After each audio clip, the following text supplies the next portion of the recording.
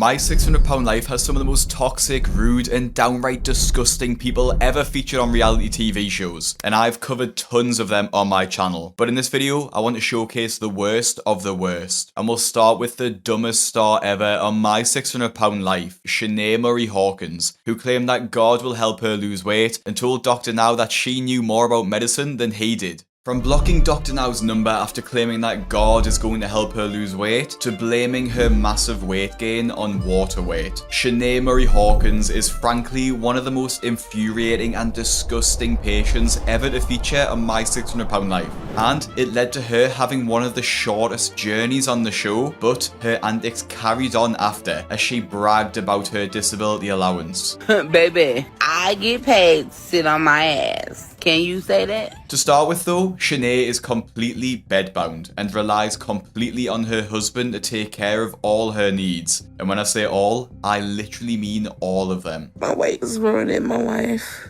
and I feel like I'm drowning in my fat. It suffocates me, and I'm very miserable. I'm not able to fit in the shower anymore, so I have to take a bed bath. And my husband, Freddie, pretty much does everything for me. I live with my husband, Freddie, and my mama. I feel like a burden to him. I feel like a burden to my family. I feel like a burden to everyone that's in my life. Shenee's life seems pretty miserable, to be honest, as she's stuck in her bed 24/7. And not just that, but she also has severe health issues directly caused by her extreme morbid obesity. But what hurts me the most is my lymphedema in my legs. And my legs get very swollen, and it's just painful. I hate my body so much. I don't mind helping my wife at all. Like, I do it with love. But what breaks my heart about her is just the struggles I have to see. Lymphedema is a pretty common condition seen on the show. It's essentially caused by swelling in the body's tissues due to the buildup of lymph fluid, most commonly in the legs. The lymphedema isn't the only problem that she has though, as she also has to keep to a very strict hygiene routine to avoid tearing her skin, which could result in a serious infection. And you may remember from my previous episode what happens to the stars when their personal hygiene isn't properly taken care of, like when Lisa had maggots under her skin. But how did her life get so bad? What could have possibly happened to create such an extreme food addiction? Now, looking back to Shenee's childhood, she had a fairly normal start, being an only child of a healthy weight up until the age of 5. But unfortunately, Schenee shares the same trauma as many other stars of the show, going through some pretty horrific abuse when she was just a small child. I was a normal sized child until the age of 5, because there was one time where we was at my uncle's house and I was molested by my cousin. I didn't know as a child what was going on. Schenee had came from the basement, and she started kind of whining, and she was touching her front area. She was hurting. All I remember is my mom had took me to the doctor because I couldn't use the bathroom. It was hurting really bad, and that's when she found out. The incident was a catalyst for Shenee's extreme weight gain, and since that point, she turned straight to food as a way to cope with her emotions. By the time she was just 7, just 2 years after the incident with her uncle, she was over 130 pounds. Being the overweight kid in school wasn't easy for Schenee either, as she was routinely bullied by not only her classmates, but her teachers too. She recalls one particular moment when her teacher actually threw her school lunch away because she didn't need it because she was too fat. This humiliating experience was just too much for her, especially as the teacher embarrassing her in front of the entire school gave her bullies even more reason to make fun of her. Schenee turned to food even more to cope, running home from school each day to eat more and more sweet snacks to keep the pain away. Her mother, Verlina, recalls the extent of Shenee's eating habits. She would take food from the refrigerator and take it back to her room, and we would find like bones either in the couch or in the bed, underneath the bed. But despite protests from Verlina, Schenee kept eating, getting to over 160 pounds by the time she was 11 years old. And as you'd expect, the bullying continued to get worse. So Schenee kept going back for more food. getting to over 200 pounds by the age of 16. Things only spiraled out of control when Schenee was diagnosed with a flesh-eating bacteria in her legs, having to undergo emergency surgery to stop the infection from spreading. She was placed on bed rest for a year, unable to go out and exercise, leaving her weight to dramatically increase by over 100 pounds, meaning that she was over 300 pounds by the time she graduated high school. Shenee's health issues just didn't go away, as a year later, she was diagnosed with cellulitis, which is a common bacterial skin infection that affects the deepest layers of the skin and underlying tissue. Again, she was placed on bed rest and struggled walking for a long time. With the combined factors of her extreme morbid obesity and the issues with her legs, Schenee struggled to hold down a job. In this time, she ended up gaining another 100 pounds with nothing to occupy her during the day, meaning that she would just constantly eat with no distractions. Schenee was over 400 pounds at just 20 years old, almost double what she should have been to be a healthy weight. Unfortunately for Schenee, things just kept getting worse and worse, as when she was 23 years old, she experienced yet another tragic event that left her absolutely traumatized. Then everything got worse. When I was 23, I went out with my cousin and her boyfriend, and his cousin raped me that night. It felt like he was like a monster, not letting me up. I couldn't fight off my attacker. The incident made me go to food even more.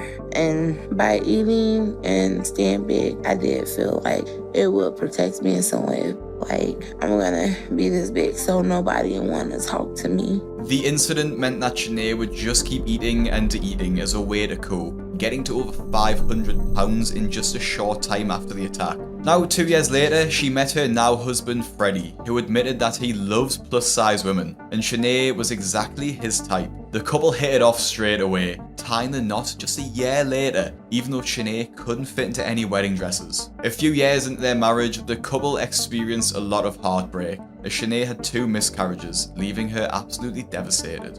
Freddie wants a child, and right now I can't give it to him. So it's like he gets mad because he sees all the other men being a father. But I'm only 27 years old, so I pray that I still have time. Over the years, my weight has steadily gone up. And as of right now, I probably weigh over 600 pounds. With an understanding of Shenee's childhood and earlier life, it's clear that her food addiction is swallowing her whole. She has no healthy ways of coping with both the trauma of her childhood and the daily stresses of being an adult. Unfortunately, this cycle will continue for Schenee, which will become extremely apparent as the video goes on, as this poor upbringing manifests as delusion and anger, with Dr. Now on the receiving end of Shenee's outbursts. On a trip to the supermarket with Schenee, we see just how much Freddie does for her, and how much or how little she appreciates it. Going out to get groceries is very hard. I can't drive by myself. Okay, help me. And it's very frustrating that I have to depend on someone else. Let me sit down real quick. I can't even walk 5 feet without getting short of breath. I am clinging to the independence I still have, but everything is getting harder for me. My legs hurt a lot. It feels like bricks on top of bricks dragging around. I can drive, but it's very difficult for me.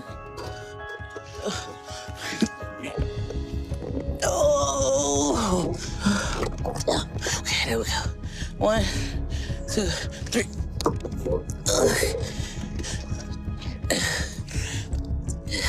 Go ahead. All right. Time for the cruelty. Okay, but we need to go through this door because that door is too small. It's crazy to think how much of Shenee's life is impacted by her size. I'm sure most people watching this video aren't constantly worried about whether they'll fit through a door or not, or are worried that they're probably the biggest person that anyone's ever seen. These are things that are constantly on Shenee's mind, a factor that could stop her eventually from leaving the house altogether. But while at the supermarket, we also get a glimpse into the bad habits that got Schenee to her current size. They got a grease right here. Right here. Get 2 of them. Okay, come on. Here's the sugar. We need some sugar. I need it. I can't eat spaghetti without sugar. I wanted some chocolate milk, but How about we just go ahead and get the strawberry? Her bad habits have an impact on Freddie too, as he has the knowledge that he's allowing Schenee to gain even more weight by just giving in to her cravings. I feel very conflicted from some of the stuff we pick out sometimes from the store.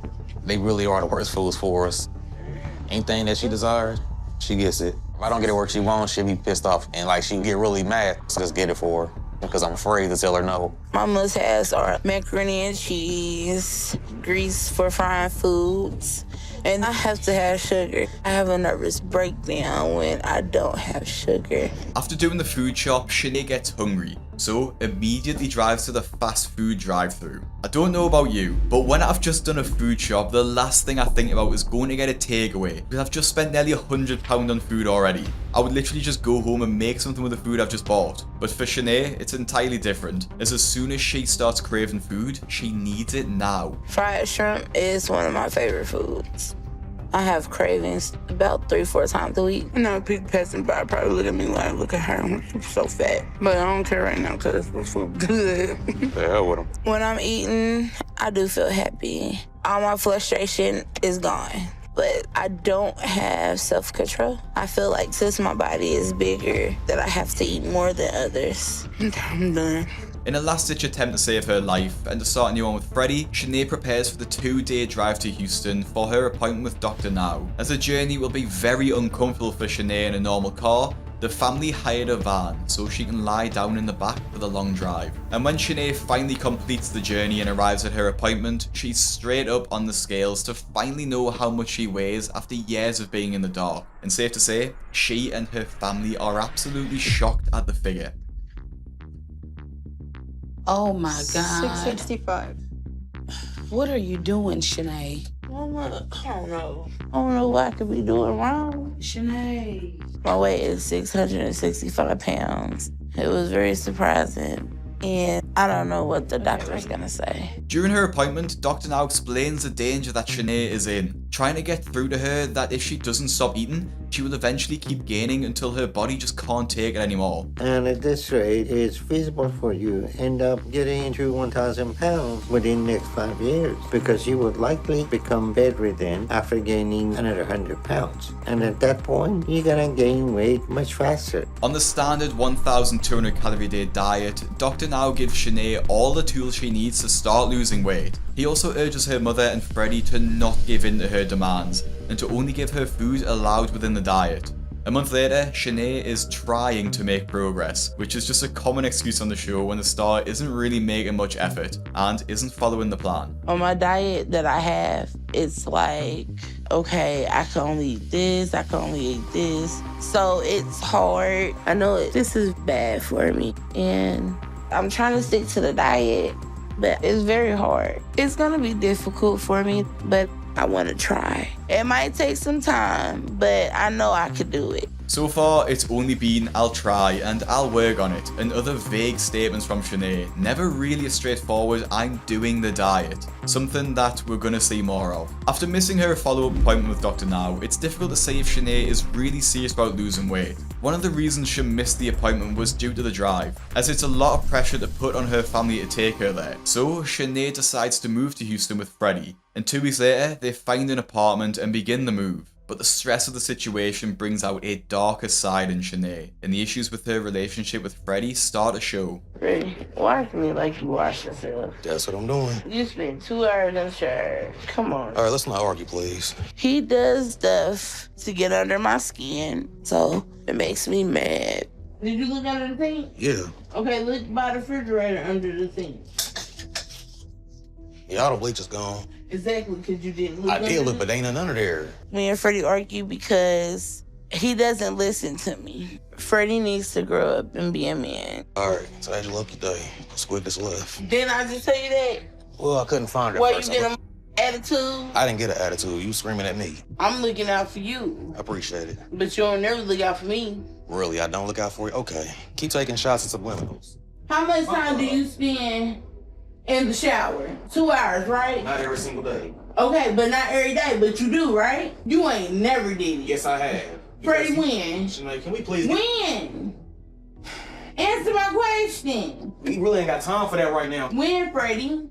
I'm about to have a breakdown right now. I'm trying to keep everything cool. I ain't trying to go here with you today. Can we just please just do what we need to do? It's been a little while, alright? Shenee's outburst is totally uncalled for, as she really has no reason to kick off at Freddie. She's complaining that he spent 2 hours in the shower but doesn't wash her for that long. First of all, why does it matter how long Freddie spends in the shower? And secondly, she should be grateful that he's wanting to wash her in the first place. I'm sure he doesn't even want to go near her, let alone wash her. The situation really wound up a lot of fans of the show too, with one person on Reddit leaving a comment on the My £600 Life subreddit. All you do for me is wipe my ass and wash me up, but call him a very selfish person for taking 2 hours in the shower. I don't think I could handle my husband wiping me in the first place, let alone act like it's so trivial. And another commenter wrote, he's probably spent 2 hours in the shower just to get away from her. It's obvious that Schenee is acting completely selfish in this situation, hardly caring for anyone but herself. She fails to see everything that Freddie does for her, making fans of the show feel really bad for him, despite how hard she tries to make people feel bad for her. But as moving day arrives, Schenee is still showing her dark side, mounting up the pressure on top of Freddie. We were supposed to have been on the road now, but I am still at home, and my day has went very poorly. I think y'all loaded it up wrong. All this stuff, some of this stuff had to be taken out. It's not gonna take that long. The couch can go on top of the refrigerator. I want to get on the road and go, but I can't. It's frustrating because I feel like Freddie was not prepared for the move. It's like he doesn't care. And once again, my mom had to fix everything. It makes me feel very irritated. It's insane that Schenee gets to sit there and complain while Freddie does all the hard work. It's difficult to see Shenee's point of view too, as she just gets to sit, eat, and moan at Freddie for doing all the work. And it's even more difficult to understand how she thinks he doesn't care about her, when he's literally uprooting his life and moving to Houston for her. Today, me and Freddie was very irritated. I had to get on him a couple times because I need help with certain things. I can do certain things by myself, but I can't do everything. And those things that I can't do by myself, I have to beg him. You have to try to force him to do stuff. The husband is not there that I married. Schenee is so selfish that she decides to have it out with Freddie, complaining about his behaviour and demanding that he needs to do more to show her that he cares. Honestly, I don't understand where she's coming from at this point. Freddie does everything for her. He takes care of her every need, and I haven't heard him complain about it once. Your wife. I take care of you financially. I gotta beg and ask you to do stuff. Sweetheart, but just give me a chance, please. I'm not gonna do anything to hurt you or mess our marriage up. I came as far as I love you. I would never maybe make you feel like I did something wrong. If I wasn't that man that I am right now, I'd have not came. But I'm still here for you. I brought your clothes up here. I'm finna go wash your clothes for you. I wanna give you a nice bath. I want you to be able to relax and enjoy yourself here. We just been on the road all day. We all are exhausted. I wanna enjoy my time with you. A little argument between me and my wife, but we're trying to work through it right now and talk through it. We're just trying to, work our problems out so we can move forward. It's late, we're both tired, and I'm just ready to just go to sleep, so get some rest. Despite her disgusting behaviour, Freddie manages to keep calm, apologising to Schenee relentlessly, which I just cannot see why he's apologising. As a couple, this seems so mismatched. She has outbursts and appears emotionally volatile, whereas Freddie is just always calm and collected. And really, he just needs to start sticking up for himself. The next day, Schenee is back in the clinic, ready to face the truth of whether she has met her weight loss goal of £30. And before she gets on the scale, the excuses start. And last time I was here, I weighed 665, but I wasn't that much swollen. So now I'm a lot swollen. Could be bigger than that. Schenee claims that if she has gained weight, it's not real weight. It's just the fact that she's swollen. It's nothing different to the other excuses we've seen on the show, whether it be water weight or something else entirely. And as she predicted, and as we predicted, Schenee hasn't lost £30 as she needed to, but actually gained £30. It's not what Schenee expected to see apparently, but definitely what we did, given that she never even tried to stick to her weight loss goal from the beginning. Dr. Now is less than impressed and ready to cut to the chase with Schenee. 28-pound weight gain. Yeah. So you want to explain to me how this happened? I have a lot of fluid in my legs. Can you try something else? Because I heard that one 1,000 times. Fluid is not adding to your weight gain. So the reality is, to gain like you did, you still have to be eating over 10,000 calories a day. You're not realizing that? I did not realize that. You're still eating whatever you want, whenever you want. Not necessarily all the time. All right, I don't think you're grasping how dangerous your situation is, Schenee. With all the health issues you got, you may not even make it to 30. You're not even trying. It's clear Schenee doesn't really care. It's honestly a shame she moved to Houston because right from the outside, it seems like a complete waste of time. You can tell she's not motivated at all to lose any weight, and it'll take some serious effort to turn it around. When asked if she's made any changes to her diet at all, Schenee can only say that she switched out pork for shrimp because she thinks it's a healthier alternative. It's clear she has no idea how to maintain a healthy diet and hasn't read any of the paperwork Dr. Now gave her. She clearly doesn't see the reality of the situation either and doesn't want to make the hard choices to actually put herself in a calorie deficit. And honestly, when you see patients like this go to see Dr. Now, it's just a shame because someone else could take her space and actually lose weight with expert help. Now, 2 weeks after her appointment, unsurprisingly, she's just in the exact same position. Fast food, fast food, fast food, fast food, every single day. So I need to change for the better and not for the worse. Dr. Now wanted me to lose the 30 pounds in a month. Things start to deteriorate even more when Schenee misses her next appointment with Dr. Now a month later, booking herself into the hospital, claiming to be suffering from severe stomach pain. But when Dr. Now comes to examine her, he's pretty confident that she's just making it up. My instinct is that her timing is suspicious and that she's not lost the weight. And is claiming all this to try to avoid any accountability today. She has completely avoided psychotherapy. And if she is not complying with that, I don't see any reason to believe that she comply with her diet or anything else as well. But at her weight, she can very easily and quickly develop a life-threatening issue. So we are taking her claim seriously right now, claiming that she was having stomach pain and a number of other issues. So we ran some tests on her and found nothing life-threatening. Schenee is likely making most of this up, but we did discover that she started to take water pill as diuretic to try and lose weight, but she's taking 5 times the safe amount to try and force a lot of weight loss. So once again, she's trying to find a quick fix to avoid doing the hard work, but she still gained. We checked her weight and she is 712 pounds. And she has also missed all her psychotherapy appointments. So she's making things up to try to avoid accountability. On top of that, the staff has seen her eating burgers and pizza that Freddie has been sneaking in. So I have a good bet to address with them. Schenee getting to over 700 pounds is an absolute disaster. It's almost as if she's trying to put on weight on purpose. She's done the exact opposite of everything Dr. Now has asked of her, totally ruining her chances of getting weight loss surgery. Not only has Schenee failed, but so has Freddie, as he's caught sneaking food into the hospital for her, and Dr. Now isn't standing for any of it. Hey, Schenee, see what I found. Freddie. What about Freddie? That belongs to Freddie.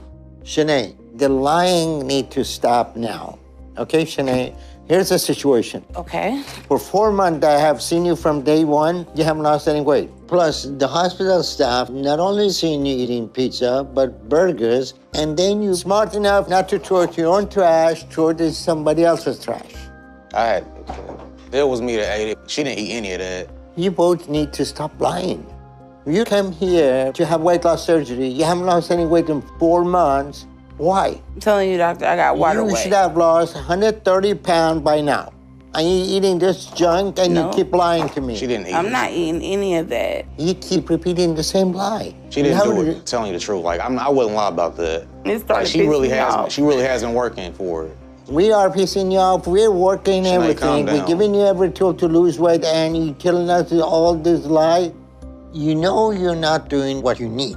You miss all your psychotherapy appointments. And then you come here pretending there is a serious issue to avoid facing the fact that you gain because you know you are overeating. Do you think I'm stupid? I don't understand that when you return water. Baby, stop. No, I'm not. You came too far for that, man. Schenee, you came too far. You worked your ass off. Don't give up. He's just trying to talk to you. That's it. You need this help. We're not smart enough to figure out if she has fluid on it. How are we going to help her? Don't give up on her, please. I'm begging you. Don't give up on her. What do you mean give up on it? I don't want her to give up on herself, and I don't want you to give up on her. She just told me we don't know anything about her fluid retention. She wasn't trying to, she knows be about it, and disrespectful at all.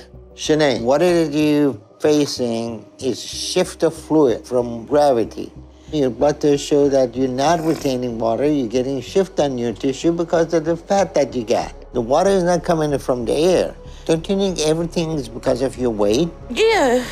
Well, whatever you're eating is too much, and you need to eat less. In one of the biggest outbursts on the show, Dr. Now is furious with both Schenee and Freddie, threatening to take her out of the program altogether. It's crazy that Freddie tries to stand up for her too. They're just so both completely in denial that it's infuriating to watch. Schenee just won't admit that she hasn't been sticking to the diet, even though the truth is literally right in front of her on the scales. Once Schenee calms down, Dr. Now has to keep her on a controlled diet in the hospital, so that her access to food is limited. But Freddie can still sneak food into the hospital, so Dr. Now claims that if he finds any evidence of cheating, she's completely out the program for good. A month later, Dr. Now is ready to admit Schenee from the hospital if she's lost a good amount of weight, as long as she promises to continue her weight loss at home. Let's get you up and check your weight and see how we're doing so we can get you going home.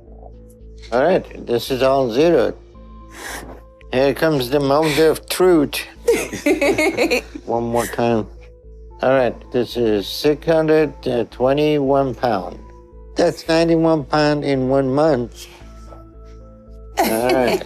And just like Dr. Now said before, if you eat less, you'll lose more weight. Although the work is hard, the science is easy. And it's going to be hard for Schenee to make any more excuses, considering that she's proven that if she does eat less, she will lose weight, regardless of if she has any extra swelling or fluid, or whatever other excuse she decides to pull out. Now back at home, Schenee has to continue the work herself, but her home is really a hotel. Without a proper kitchen, the couple are struggling to make healthy meals. And when Schenee fails to attend any of her therapy appointments and her appointment with Dr. Now because she's too busy, it's clear she's beginning to slip again. Today I had a doctor's appointment and I woke up late for it. And I'm not going because I'm very swollen. I do have fluid in my legs and I have so much to do and I'm tired.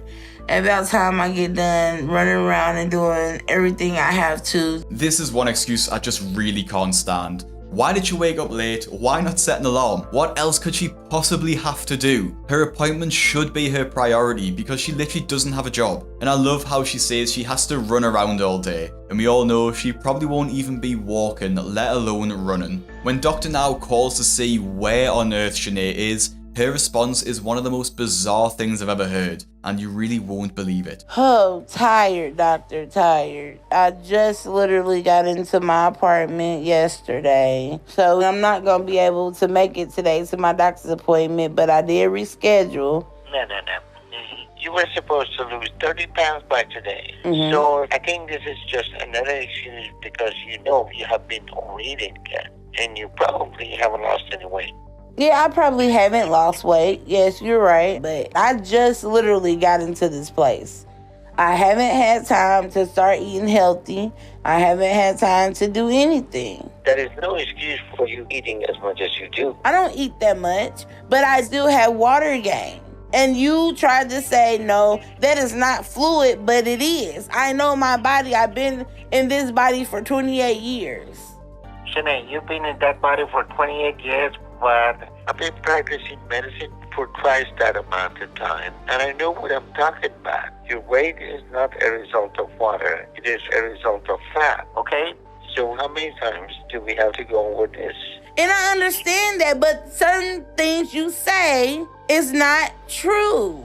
No, I know what I'm talking about. I'm telling you simple science, and you don't want to listen, so don't try to teach me medicine. Oh, I'm not trying to teach you medicine.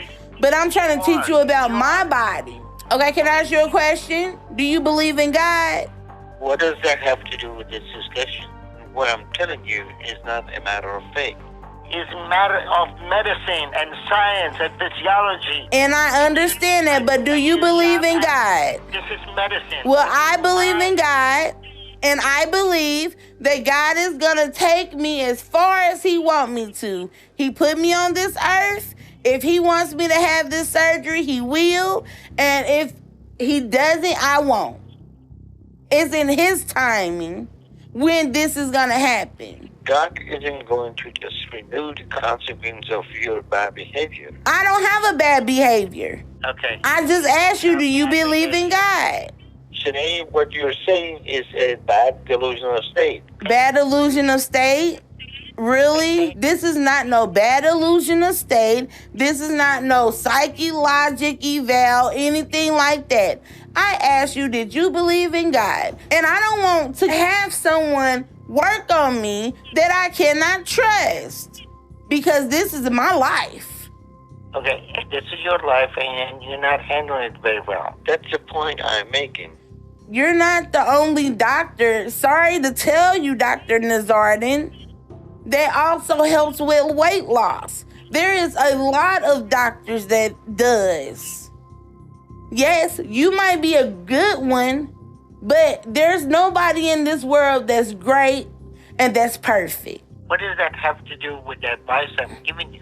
You're trying to attack me? I'm trying to attack you. I'm really trying to attack you. That's how you feel? And then you tell me that I'm not in the right state of mind, really? When only thing I did was ask you a question? And I asked you, did you believe in God? Yes, I believe in God. But what I'm saying is that God doesn't just physically take away the consequence of your bad choices. If you jump off a building, you're not going to see his hand magically reaching down to save you. Oh, yes, he will. Yes, he will. Okay, the moral is that you are responsible for your behavior, not God, okay? I'm just asking you a question, but that's fine. Schenee is living in complete denial, too focused on prioritizing her excuses than saving herself. She considers seeking out the advice of another doctor, as if their opinion would be any different to Dr. Now's. She pulls excuses from thin air, believing that in the end, God will save her. This has been her attitude from the beginning, looking for the quick fix instead of just putting the work in. Just like when she started taking the weight loss pills to speed up her metabolism, but just ended up gaining 30 pounds instead. To make matters worse, after Schenee rudely hangs up on Dr. Now, Freddie is right behind her, backing up everything she was saying as if she's made any sense. I am very knowledgeable. You know, you ain't used to that kind of intelligence. You cannot tell me everything is because I eat. But not to worry, because Schenee is very knowledge, and Freddie sees her intelligent that Dr. Now isn't used to. Does Dr. Now's doctorate and 50 years of experience really make him unintelligent? Redditors are in disbelief too, not being able to comprehend the sheer stupidity from Schenee. I had to rewind it and watch this line a few times. The way that her husband was just blindly agreeing with his statement cracked me up. More fans of the show from YouTube commented too, saying, I graduated high school at 16. I am very knowledged. Took me the F out. I can't imagine being that delusional. The do you believe in God phone conversation scene is genuinely one of the funniest scenes from the show that I've ever seen. The audacity, misuse of words, pseudo-intellectual nonsense, the out of nowhere religious conviction, it's just a perfect storm of stupidity. But thankfully, it doesn't end there, as her excuses seem to multiply. There is more things wrong with my body. So this is not the end of my journey. Nope. This is just the beginning. Okay, we'll see. Stars of the show all pretty much think the same thing. It's not their fault that they're the size that they are, and it's definitely not the 10,000 calories a day that caused it. There's always some other excuse for weight gain, some mysterious health issue that only they have and that no one else knows about. But it's really simple. Schenee got to this size because she's eaten 10,000 calories a day every day for the past 10 years. We saw the evidence when she lost nearly 100 pounds in hospital when she was on a controlled diet. It's possible she just doesn't want to do it. And I completely understand that there's other things at play here. Schenee does have an addiction, and there's definitely psychological factors that do play a part in making the process difficult for Schenee. But Dr. Now gave Schenee therapy appointments that she failed to attend. He gave her second, third and fourth chances and she just threw them all away. At this point, she has no one to blame but herself. Somehow though, Dr. Now found it in his heart to give her one final chance. Where she doesn't attend her therapy appointments and lose 30 pounds over the next month, she'd be out of the program for good. But at her therapy appointment, Schenee makes some shocking allegations against Dr. Now. What's the hardest part of your life right now? Not being able to lose weight. What does the doctor say about that? Well, I don't know. It's some things that was said that I'm not pleased with, so I'm not really. Some things said to you or that you said? It's obvious she's lying through her teeth, saying she felt like he was almost cussing her out. Like, what does that even mean? How can someone be almost swearing at you? They either are or they aren't, and Dr. Now definitely wasn't. She's totally flipped the story too, as she was the one who was shouting and threatening Dr. Now on the phone. This is pretty serious too, because Schenee fails to see the gravity of the situation, just quite literally killing herself by eating, and God hasn't saved her yet. And if God was really about to save her, he probably wouldn't have let her to get the £700 in the first place. Thankfully, someone sees sense, and the therapist tells Schenee that asking her healthcare professional if he believes in God is an inappropriate personal question, and she shouldn't be surprised if the answer isn't what she wanted to hear. The thing is, Dr. Now isn't there to make Schenee feel better. He's there to save her life, and Shenee's life can't be saved unless she loses the weight. But Schenee just can't get on board with this idea. They don't believe in God to work on me. This is my preference, period. It's definitely important for you to be true to yourself, but in being true to yourself, it's important to recognize as well that if you search hard enough for reasons not to put your life on the path that you want it to be on, you'll always find those reasons. And yes, when you're initially hurt and offended by something, it's hard to find the words to develop that dialogue. The therapist is really insightful here, as she sees that Dr. Now's religious beliefs were never important when Schenee started the treatment, but only when she started failing. She's just looking for an excuse to stop treatment with Dr. Now, because she doesn't want to admit that the problem is her. Attempts to be confrontational in a constructive way with her, but for whatever reason, she allows herself to become offended because she's not doing the things that she needs to do. I think it's difficult for her to hold herself accountable for her failure to lose weight, and so she places blame on others instead of turning the lens on herself and thinking about what she can do differently. My therapy session with Ms. Lola went well today. Lola is pretty spot on here, I think, and we'll see if it's made a difference the next time Schenee is back with Dr. Now and ready to be weighed again. I'm at Dr. Now's office today, and I don't know what the scale is gonna say today. So I'm nervous, I'm scared, but I'm very hopeful. It's a little disappointment because it's not the number I expected. I expected to see less than that. So it's not perfect, but I know my mistakes and where I made them at. I've actually got nothing to say here. I'm not even surprised anymore with Schenee. I will say though, I was expecting her to gain 30 pounds, but gaining 48 pounds is really crazy. She must be eating well over 10,000 calories a day to have gained even more weight than usual. But before she talks to Dr. Now about the gain, she has something she wants to get off her chest first. I want to apologize to you. Why you want to apologize to me? Because I feel like that phone call that we had together, it was an aggravated phone call. Not only for my end, for your end also. And I'm apologizing because I feel like that I offended you. I appreciate that, Schenee, but you don't have to worry about my feelings. My job is to get you healthy, and that is what will mean most to me.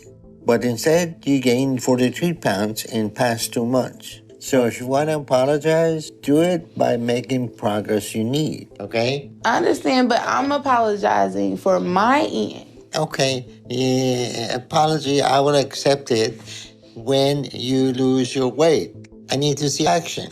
I need to see you commit to this program and lose weight like you're supposed to. She apologizes for her behavior, but then actually expects Dr. Now to apologize as well. Honestly, she's just a total manipulator, and I'm not the only one that thinks that. My favorite part is Schenee not getting an apology in return from Dr. Now. She was clearly trying to manipulate him into a personal relationship, and he wasn't having any of it. Apologize by doing the work. Dr. Now straight up brilliant with head cases. And after not getting her apology, Schenee is met with even more bad news, as she's kicked out of the program for good. The only way she can reapply is if she loses 30 pounds in 1 month on her own, and with how it went so far, I think that's highly unlikely. Dr. now arranges a follow-up appointment that she can attend if she loses the 30 pounds. Since her last appointment, Schenee actually refused to film with her producers and failed to show up for any further appointments. Dr. now is still keen to follow up with her, as he's worried that she'll just eat herself to death, but his calls stop going through as she blocks his number. But this time, she's not even answering her phone or responding to us. So it is unfortunate, and it is a disappointing outcome. But we are letting her know that because of her complete lack of compliance and this final straw today, she's no longer part of the weight loss program. We provided Schenee with every possible resource and opportunity to lose weight, and she failed to lose a single pound.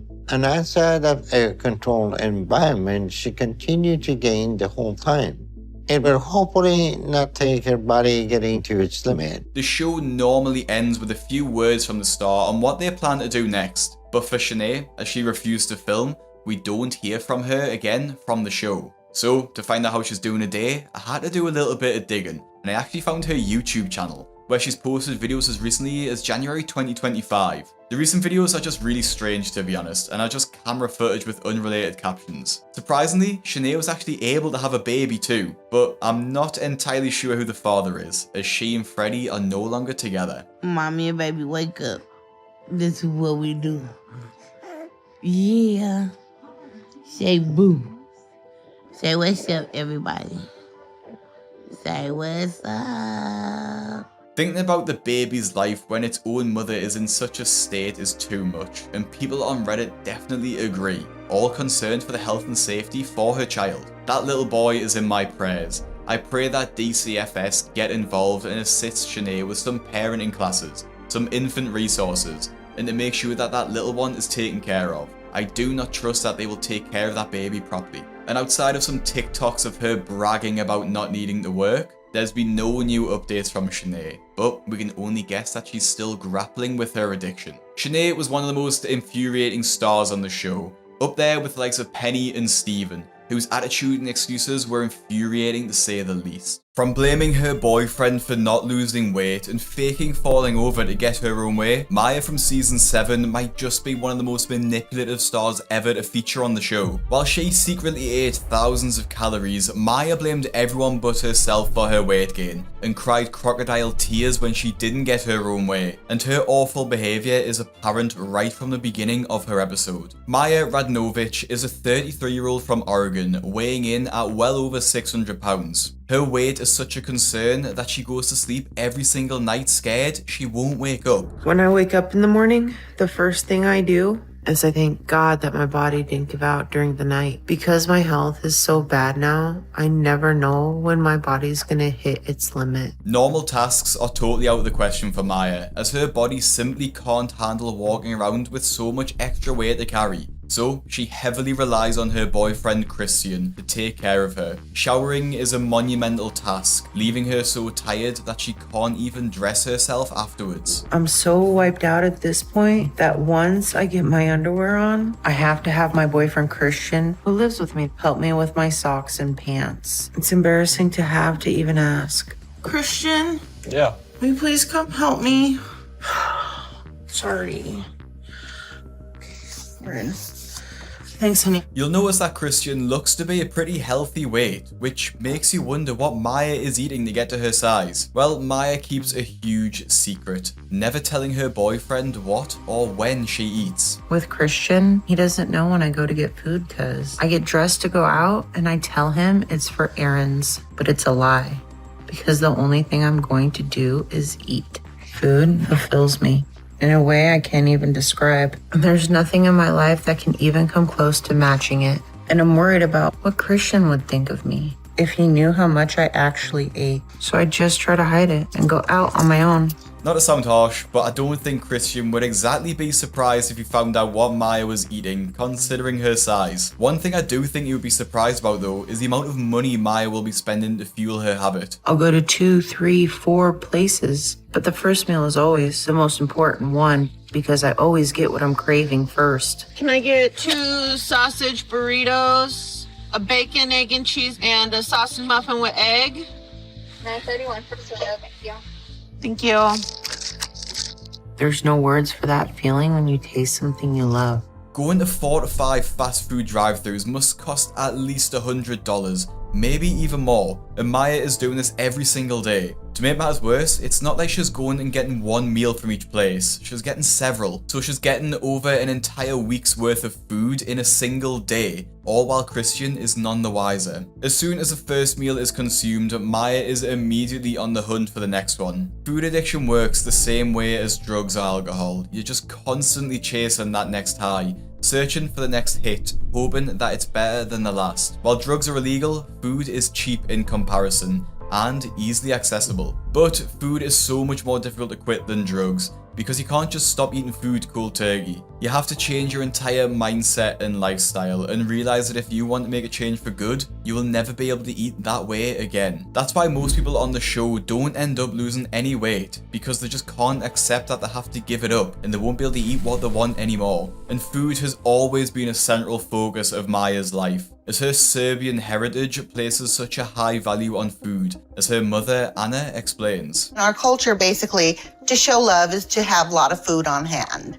And if a child wanted to eat, you gave them a piece of food or a piece of meat or a piece of sausage. Growing up, Maya's favourite times would be surrounded by her family having huge meals with lots of food. Maya struggled to have a good relationship with Anna, as after she and her dad divorced, Anna had to work 2 jobs just to survive. This means that Anna rarely had time to spend with her daughter, so Maya would eat food out of comfort. By the time Maya was 5, she already weighed over 100 pounds, over double the average weight of a 5-year-old. Being this weight at such a young age is not just problematic in terms of health, but also because of the relationship Maya will develop with food. Creating the habit that you can eat whatever you want, whenever you want, is harmful, especially at such a young age. And it's clear that Maya has grown up with this negative habit, causing her to be in the dangerous situation she's in now. Not to mention how this impacts her ability to deal with her emotional issues, as food is her only source of comfort, and things only got worse for Maya when her dad remarried. My dad remarried, and they proceeded to have 2 children together, and they were the ideal family. They all were thin and beautiful and perfect, but they never included me in a single family photo. So I knew what that meant. My father was embarrassed by me, but I didn't have to deal with that for too long because he got sick of having to drive 3 hours to pick me up for my weekends with him. So he decided he wasn't doing it anymore. So my father stopped being a big part of my life then. Maya's parents' attitude towards her caused her to develop a deep sense of shame, as she felt completely different to them and the rest of the family because of her size. This self-destructive cycle of eating causes Maya to put on over 75 pounds within just 3 years. When Maya's mother remarried, her stepdad was pretty nice to her, but tried to make her feel better through food, which of course only fueled her weight gain. This went on until Maya was 14, where she weighed nearly 300 pounds. After leaving high school and working at several different fast food restaurants, Maya was free to indulge in unhealthy food, hitting 500 pounds by the time she was just 24 years old. Despite her weight when she was in her mid-20s, Maya could still partake in regular activities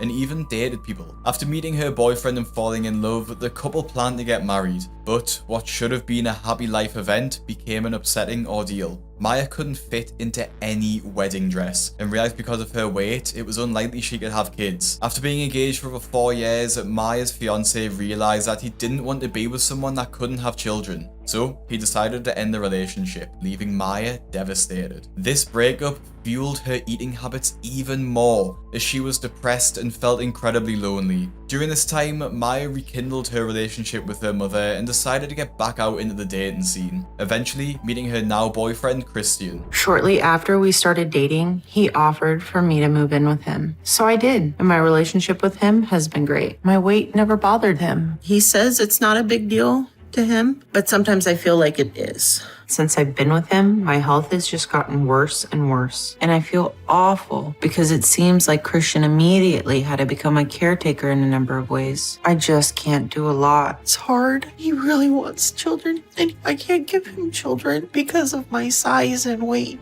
As Maya and Christian are very serious about their relationship, they want to take things to the next step and start a family. But as Maya's weight prevents this, she's decided to see a doctor now to begin her weight loss journey. But the couple haven't even left the house yet, and tensions are already high. Christian and I are headed to Houston today, but we're both really nervous about this whole trip. So we've been fighting for most of the morning. Oh my gosh, my leg is so swollen right now, Christian. Do you think they have like urgent care and stuff down there I can go to? Maybe. I'll take a look online to see if it's a third world country. I'm getting really stressed out, Christian. Don't need your attitude. I don't give a... I don't feel like he's even trying to understand how high my anxiety is. My mind is just racing about all the things that could go wrong. Oh, you know one thing I'm worried about? Those damn bed bugs. One of my friends recently went on a trip, and when she came back, she had them. Normal people can get them. Well, if we find any, I'll call the FBI.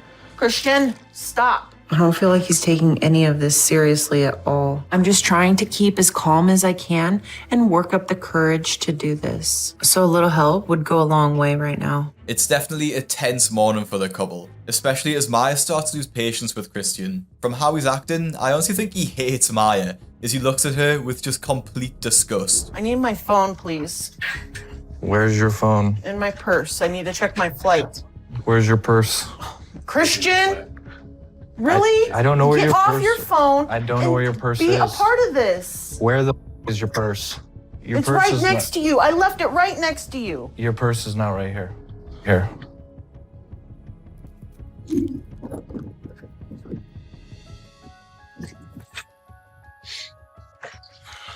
The way that Maya snatches her bag from Christian and totally glares at him is pretty disturbing, and honestly, he really doesn't deserve that. Now, Dr. Now's office is a 33-hour drive away from Maya's hometown, making the drive impossible with her size. So they made the decision to take a 4-hour flight across the country, but this is less than ideal for someone of Maya's size. I've been on this plane for almost 4 hours, and I'm in a lot of pain. Walking through the whole airport took almost all my energy.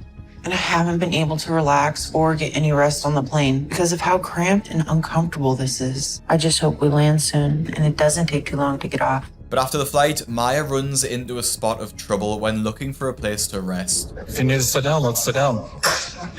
Just give me a second.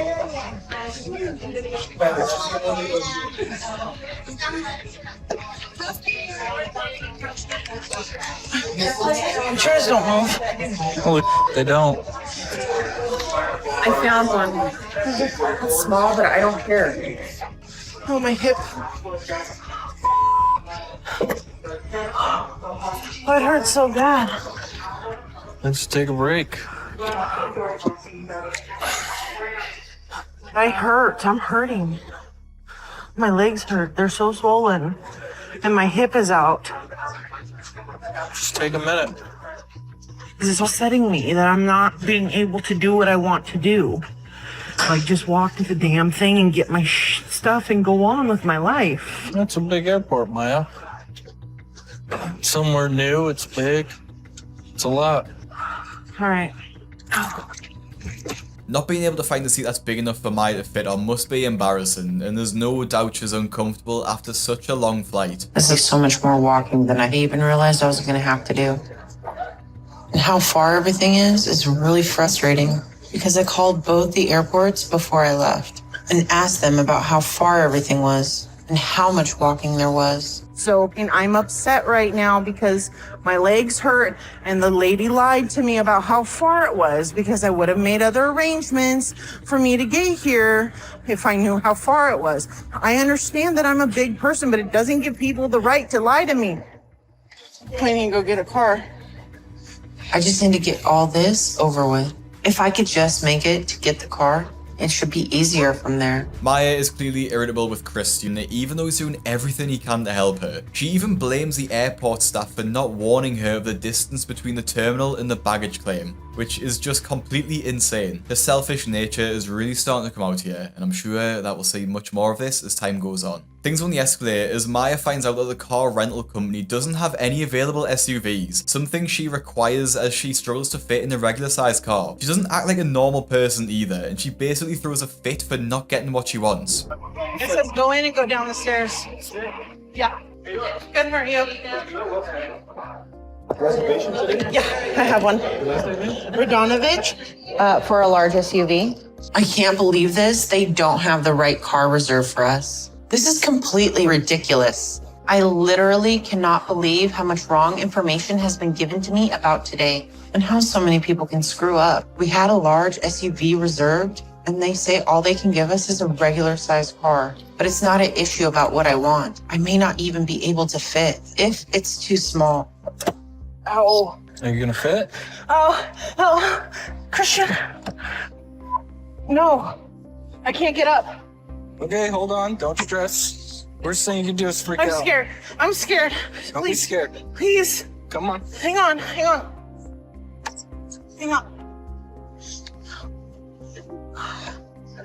Help me. What? Yeah, please. Oh, I can't. Hang on. I can't. I have to go down. I can't. Let go. Okay. My leg got stuck. This is everything I feared. If I can't get up, I don't know what I'm gonna do. First of all, Maya clearly fell over on purpose to prove a point. Christian was literally standing next to her and she fell over anyway. Plus, she was being totally dramatic. She doesn't know what she will do now that she's fallen over. I know this might sound crazy, but maybe she can get a few people to help her up. How am I gonna get up? Use the car. I'm so scared right now, but I don't want to have to call for help and have to get the fire department here. So I just hope I can get up.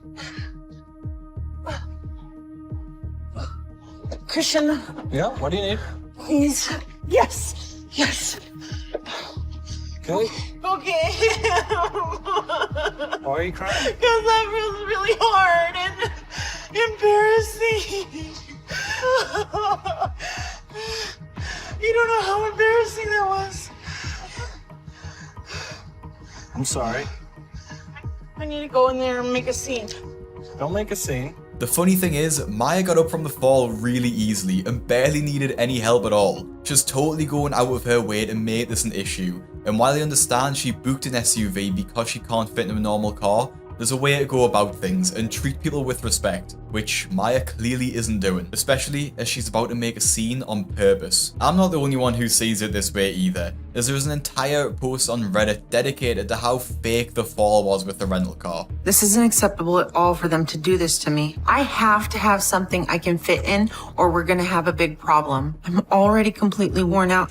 And if I have to do this much longer, I'm gonna pass out. This has turned out to be the worst day ever. And I just want it to be over with now. That is the wrong kind of car. I rented a large SUV because I need something large. We need something bigger seat-wise. Like a Jeep. You guys need to get us something else. When Maya goes back in to complain about the car she was given, the staff are very sympathetic and offer her what looks like a Jeep SUV. All while Maya is crying without shedding a real tear and being rude to the staff. She's clearly so entitled that nothing is her fault and thinks that she doesn't have to treat people with respect. The entire time that Maya is kicking off, Christian keeps to himself and doesn't really get involved. He's clearly embarrassed of her, even making the excuse of going to the toilet because he just doesn't want to be there. The next day, after some much needed rest, Maya and Christian finally get to see Dr. Now, and Maya is feeling really nervous for her first weigh-in, as it's been years since she's stepped foot on the scales. She guesses that she's in the 600s mark, and her estimate is pretty accurate, as she weighs in at 689 pounds, almost 700 pounds. It's really embarrassing to see a number like that and to know it's my actual weight, and to realize just how out of control I let my weight get, and how much further away I am from being where I need to be. So I feel awful right now, and like such a failure. And I know I desperately need help, because my body can't take it getting any worse. Obviously, Dr. Now's first question to Maya is, what have you been eating? And this is a really difficult question for Maya, as if you remember from earlier, she keeps her drive-through habits a secret. So what does your eating habit look like? 2 to 3 large meals a day. And any snack in between? No. What do you drink? Water, juice, coffee. So according to what you're telling me, you don't snack, you don't eat junk food, you don't really drink anything bad, you just overeat some, and somehow that got you up to being almost 700 pounds. Does that sound like it makes much sense to you?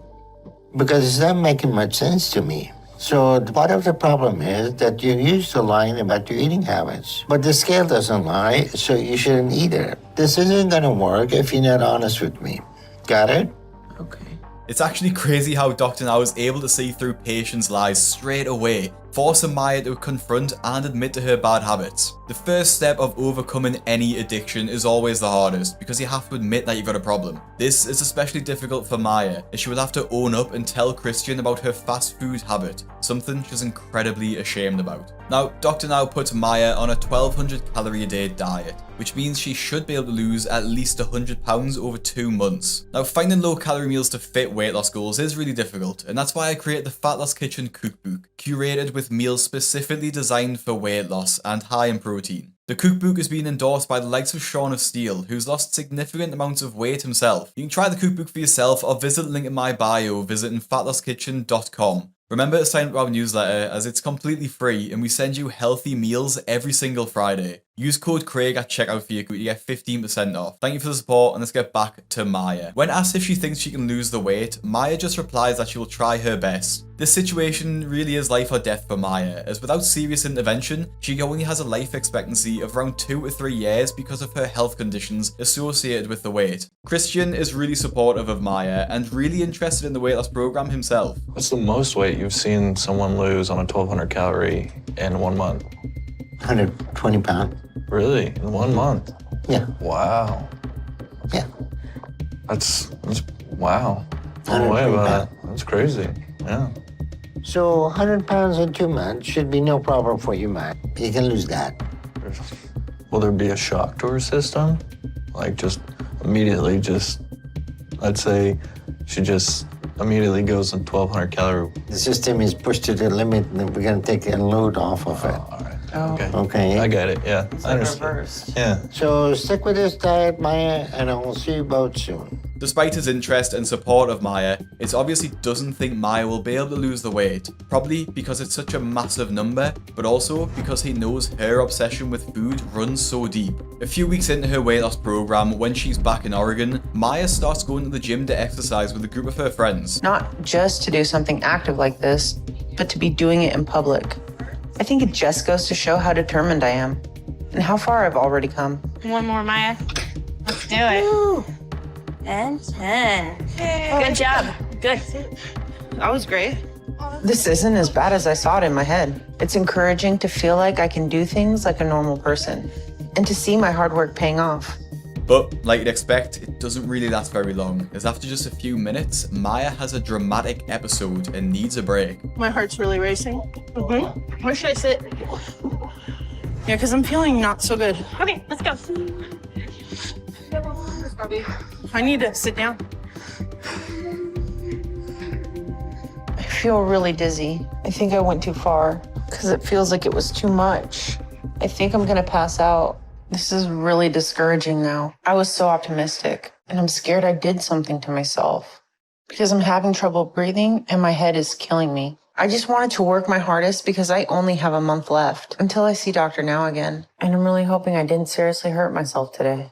It's seriously crazy how dramatic Maya is. The feeling that she has right now of her heart racing is literally just because she's exercised. I think it just goes to show how little she's pushed herself all her life, likely never exercising for more than just a few minutes. The feeling is so unfamiliar to her that she feels like she's dying, when in reality, she's finally moving her body in a way she needs to actually lose some weight. After her one and only gym session, Maya is back in Houston to see Dr. Now, hoping that her hard work has paid off. And despite her lack of physical exercise, she really did stick to her diet. At my last appointment, my weight was 689. And Dr. Now told me I had to lose 100 pounds over the next 2 months. So if I did that, I'll be at least down to 589 today. But it's been a long time since I've been in the 500s.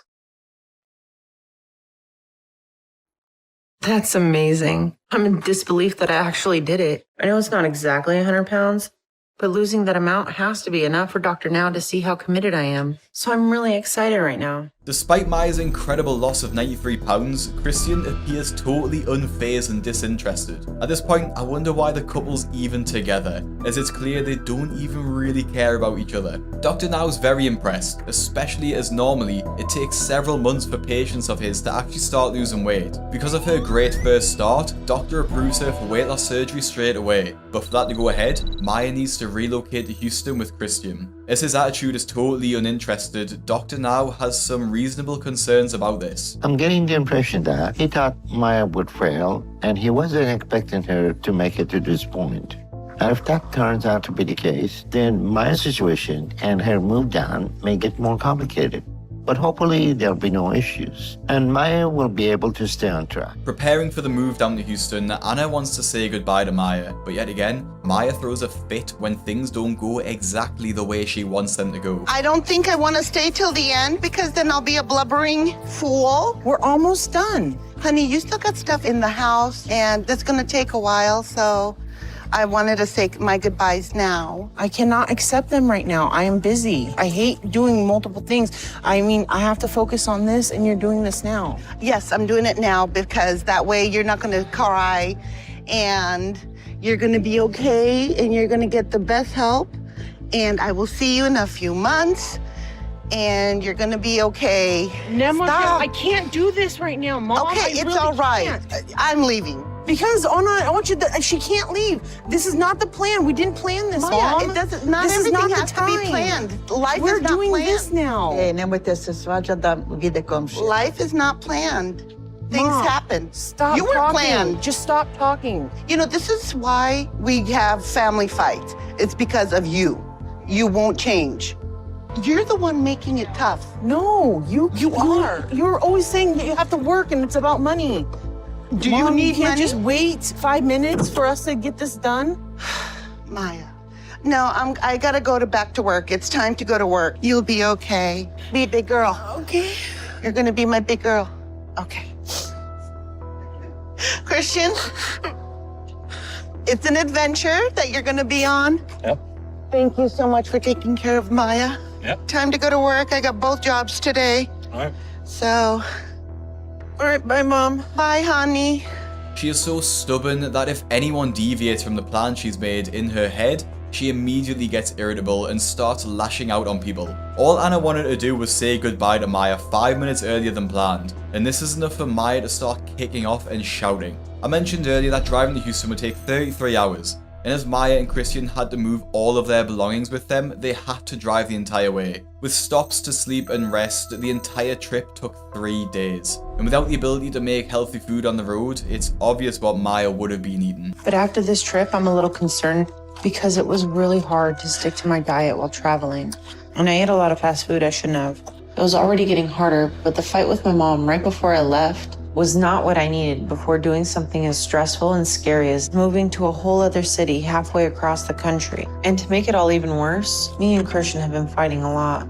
The whole way down, practically. I don't think he's being very supportive, and he keeps making comments about every little thing. But right now, my plan is to get settled into our new apartment. A month or so later, Maya and Christian are settled into the new apartment in Houston. But with the stress of the move, Maya's argument with her mother, as well as the fighting with Christian, has caused Maya to struggle with the weight loss. Christian and I are headed to see Dr. Now at his clinic. After struggling with the diet some, my plan was to try and work really hard for a few weeks to lose as much as I could. But it hasn't gone exactly as I hoped. It's just been a lot harder. Me and Christian have been fighting a lot. He's not happy here, and I don't understand why he can't focus on why we're doing this and support me like I need right now. But he finally told me the truth.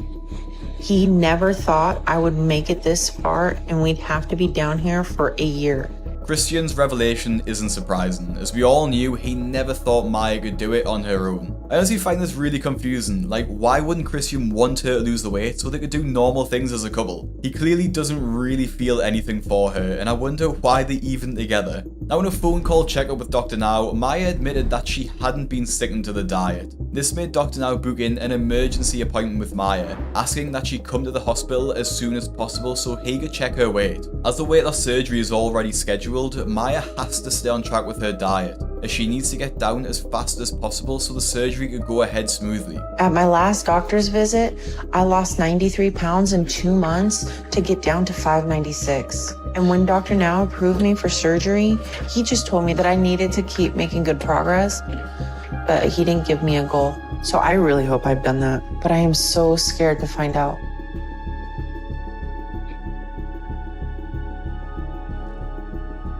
At least it's a loss, but it's not anywhere near what I was doing. So I don't know if this is going to be enough for Dr. Now or not. After only losing 9 pounds over the last month, Maya has really set herself behind, especially as she was supposed to get her weight loss surgery soon. She explains that her tiny loss is due to the stress of moving and fighting with Christian, but Dr. Now is completely unsympathetic towards this. Well, I understand things are hard, but if you use that as an excuse to overeat, then you're never gonna lose weight because life gets hard.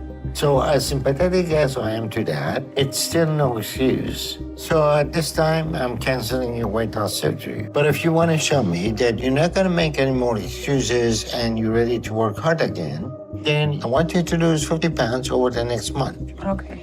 If you do that, I'll approve you again and we will move ahead. But at this point, with how you justify your lack of progress, you're no longer in a good place to do that. You're going to keep working to change that? Yes. Dr. Now cancelling her weight loss surgery is a massive blow, especially as they have already relocated to Houston. But even more shocking than that is Christian's attitude to Dr. Now when asked if he is supportive of Maya's weight loss goal. I hope you're getting all the support you need from Christian. How about it? Are you there for her, Christian? He's here. I'd rather hear from him. You don't want to answer my question, huh? All right, it looked like you both have a lot to figure out if you're gonna get back on track, Maya. And I suggest you two take this far more seriously, because you are at the crossroads, and how you handle it all right now will determine the course of the rest of your life. All right, I hope to see you both in a month. And 50 pounds lighter, Maya. The fact that Christian straight up ignores Dr. Now is concerning and just rude. It shows he doesn't really care about Maya at all and doesn't support her weight loss. The main requirement that patients need after having the surgery is a strong support system, as the procedure is major surgery and they need someone who can take care of them, including things like personal care and making meals. If Christian can't do this for Maya, then she will undoubtedly fail. Tensions only rise between the couple after they hear the bad news, resulting in one of the wildest outbursts on the show that I've covered to date. I have to lose more weight now. And now I have a whole nother month of what I have to do. This is your fault. Oh, you haven't lost that much. Yeah. Because of the stress of you treating me like this. I'm about to melt down. Doctor Now asked you a simple question. I've answered questions in the past. I can take a day off. I hate you. I hate you for doing this to me, Christian. Why can't you just answer the questions? Oh, you're costing me my weight loss surgery and you're ruining everything. No. Damn it, Christian, stop. Stop. I'll answer questions on another day, but I have the right to... No, you do not have the right when it comes to my life. Mom, Christian's everything up at the doctor's office. I'm gonna stop up. No, Mom, Mom, he's with my life. Yes, Mom, yes. Here, my mom wants to talk to you. I don't want to talk to you. Talk to my mom, Christian, please. No. Please talk to my mom. Look, Christian, Mom, put it on, it's on speakerphone. Do not hang up on my mom. I don't see why we're having issues now. I know you've gone way above and beyond. And I know living with Maya, I'm sure it's not easy. But if you could just cooperate a little bit longer, I don't see how it's going to hurt you, and it will benefit her. And as a person, wouldn't you help somebody on the street? Nope. Nobody helped me when I was on the street. You gotta do it on your own. I understand if you don't want to continue with the relationship, but if you could just get her through until she has her surgery date. No. This is quite nice. It's your fault. You've done this, Christian. Nobody else. Maya, you need to be quiet. You know what? Whatever. I can't believe you're doing that to me, Christian! Maya's behaviour here has me feeling all sorts of ways. She's selfish, controlling, spoiled, and even just pretty crazy. Instead of speaking to Christian like a normal person, she calls her own mother and gets her to tell him off. And it makes you wonder, is she 33 or 13? And even regarding her weight loss, I don't understand why she blames Christian for this. She's the one who ate it at the end of the day, not him. Now, while I don't really like Christian, I think Maya is being really abusive here. The way that she speaks to him, blocks the door so he can leave, and blames him for her own shortcomings are all typical abuser traits. And I think if this was flipped the other way around, it would be a lot more obvious. does. And I'm not the only one who thinks this way either, as one Redditor puts, how Christian lasted that long, I do not know. Did you guys notice her immediately jump up like she was going to block him? Can you imagine what she does to him off camera? The situation reaches a boiling point when Christian suddenly leaves Maya, dumping her over text. I'm in total shock right now. I was on my way to the grocery store and I got a text from Christian that just said he was leaving and his mom got him a bus ticket back and he's leaving tomorrow morning. So I just want to see him and talk to him. I don't know why he's doing this and tearing down everything we've been working hard for. I know we've been fighting a lot, but I never thought he'd go as far as abandon me. So I don't see how he could be serious or how he would be willing to ruin everything at this point. And I'm just trying not to freak out, but I'm completely heartbroken and devastated. It was not part of our plan. I don't know why he's chosen to do this, but I'm still hoping that if we could just talk, we could work this out. When Maya rushes home to speak to him, he literally just ignores her, not even looking up when she walks in or takes his headphones out. So you text me that you're leaving tomorrow. Yes, I'm leaving tomorrow. I got the ticket. And why are you choosing to leave before I got the surgery date, 2 weeks before rent's due, before any of my family members are here and you're abandoning me? Why are you choosing to do all of that right now? What's crazy about the situation is that Maya's first question is why he's leaving her before the surgery. She doesn't even ask about how he feels or anything to do with the actual relationship really. It's obvious that Maya is just using him as her personal weight loss assistant, and Christian just can't take it anymore. Well, I don't think Christian is a good person or a good boyfriend. He doesn't deserve to be with someone who shouts at him all the time and borderline abuses him. He sat back for so long letting Maya walk all over him, and now he's done. Is your stuff packed? Mm-hmm. You're doing this? Yep. Why didn't you tell me? I did. No, you didn't. You told me in a text message when I was gone from the house. Why did you not tell me, like, before? Christian, please pay attention to our conversation. Christian, so we're gonna talk? Not really. You don't have that option. You don't have that luxury. This is part of our life. Actually, I do. No, you don't, Christian. Yeah, I do. Christian, stop. Christian, please.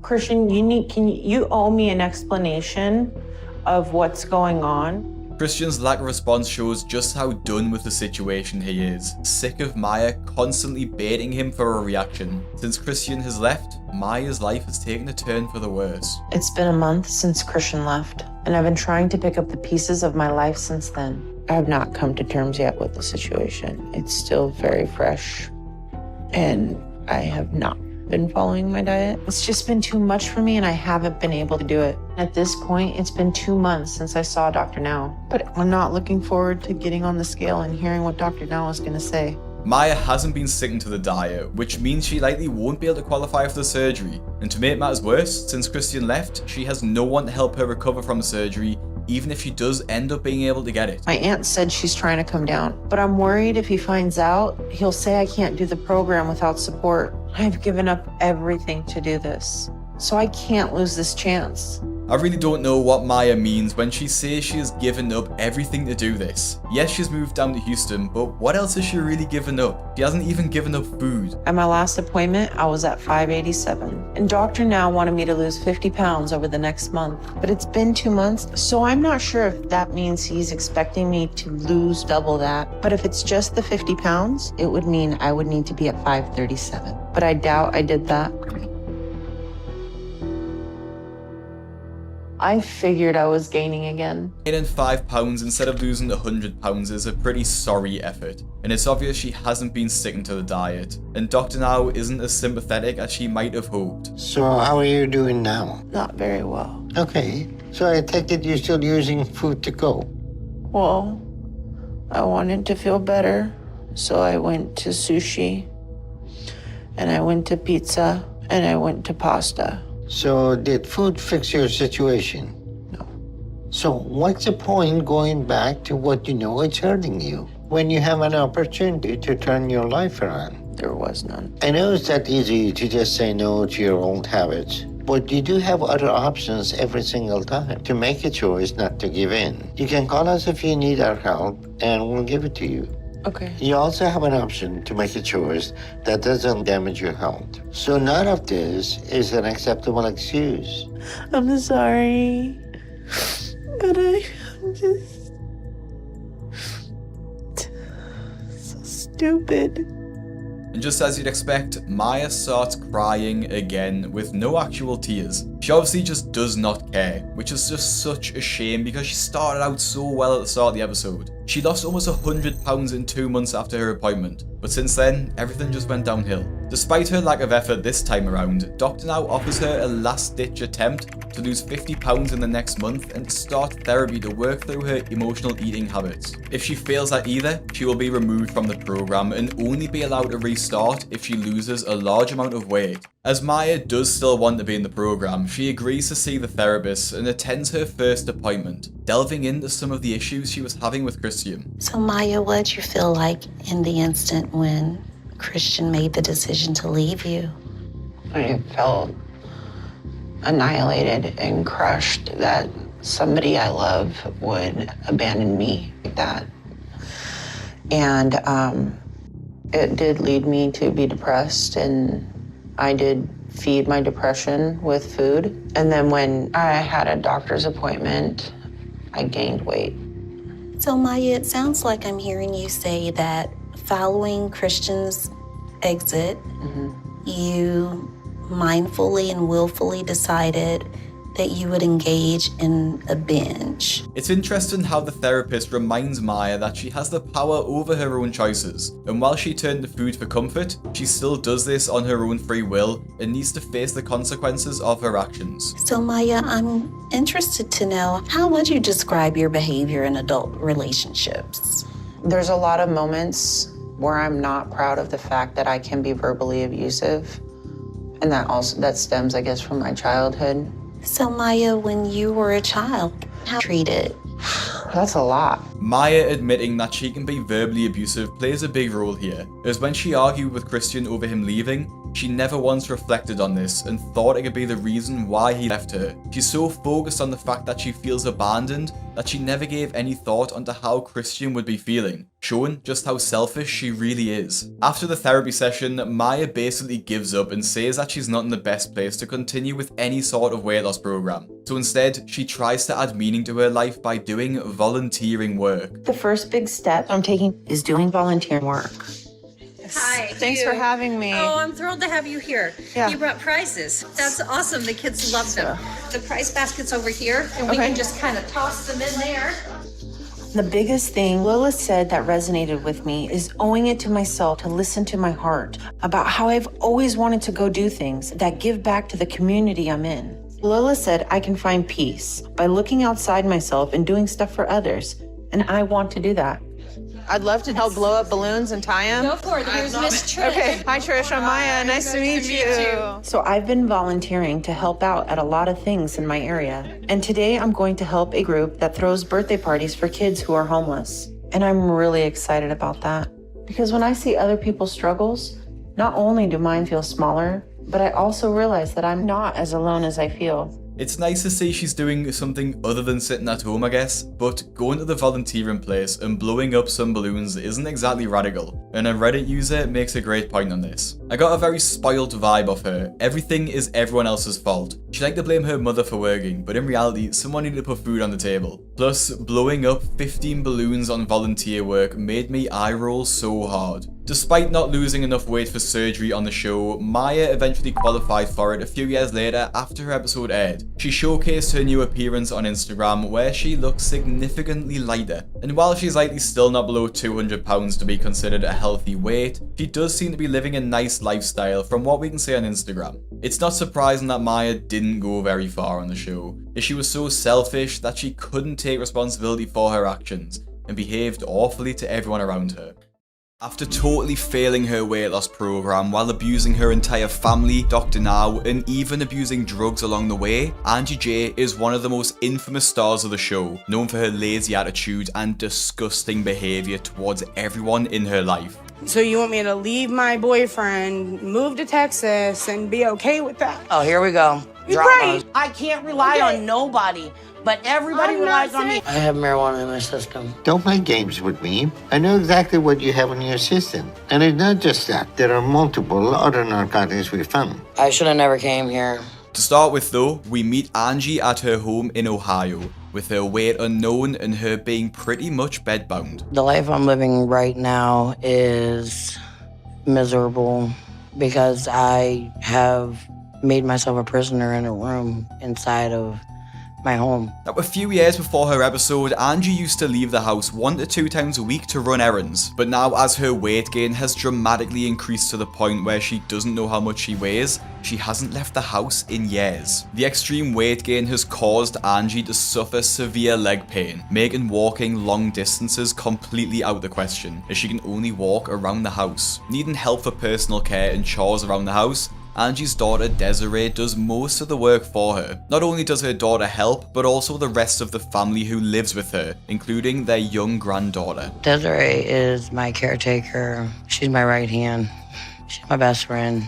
But I feel bad for her. I do. She's, not supposed to be in this role yet. They're supposed to take care of you when you get old. And I'm not that old, but I don't want my husband, Justin, to help me because I don't want him to cross over from being my husband to my caregiver. I don't want him to look at me differently because I feel ashamed of myself, of my body. My body looks like a nightmare, like a monster, something non-human. So I shower almost every day. Shower is exhausting. Washing in between my skin folds is hard because it's heavy. It's hard to get all the way in there, and it's a lot of lifting. It's overwhelming. It's strange that Angie puts all of this pressure on her daughter to take care of her, just because she doesn't want her husband to see her and become her caretaker. Honestly, this is pretty selfish, as the pressure should be on Angie's husband to take care of her more than Desiree, given that he's the parent, and he's probably the one that's let her get to this point more than the daughter. But either way, no one should have to look after someone in such a state as Angie, given that the extreme morbid obesity is more than likely self-inflicted. Angie's size prevents Desiree, who's still a young woman in her 20s, from living a life of her own and spending it with her daughter Daisy. I get very frustrated with my mother sometimes because I take care of my own 3-year-old at the same time. And it gets to be a bit much. But I would never turn my back on her. I will be here because I know that she needs me. Sit on the sideline for everything.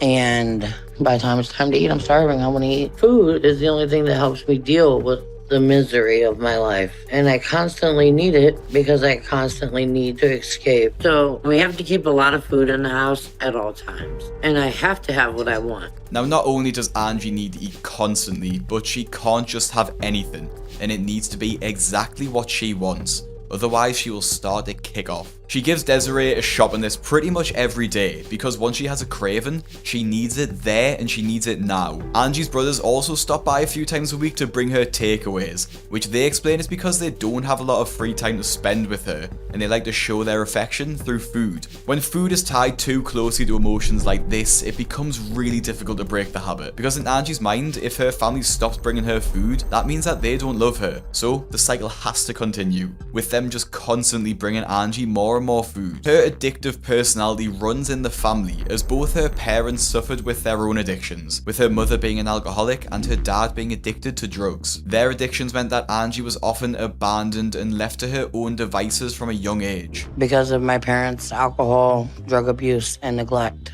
they just weren't present. To make matters worse, when Angie was just 8 years old, she was assaulted by a family member, and when she told her mother about it, she didn't believe her and did nothing to protect her. This traumatic event was a catalyst for Angie, as she remembers starting to eat a lot more from this point, using it as a way to cope with the abuse. Food was a good comfort because it was always there, and it was something I could control, but everything else in my life was uncontrollable.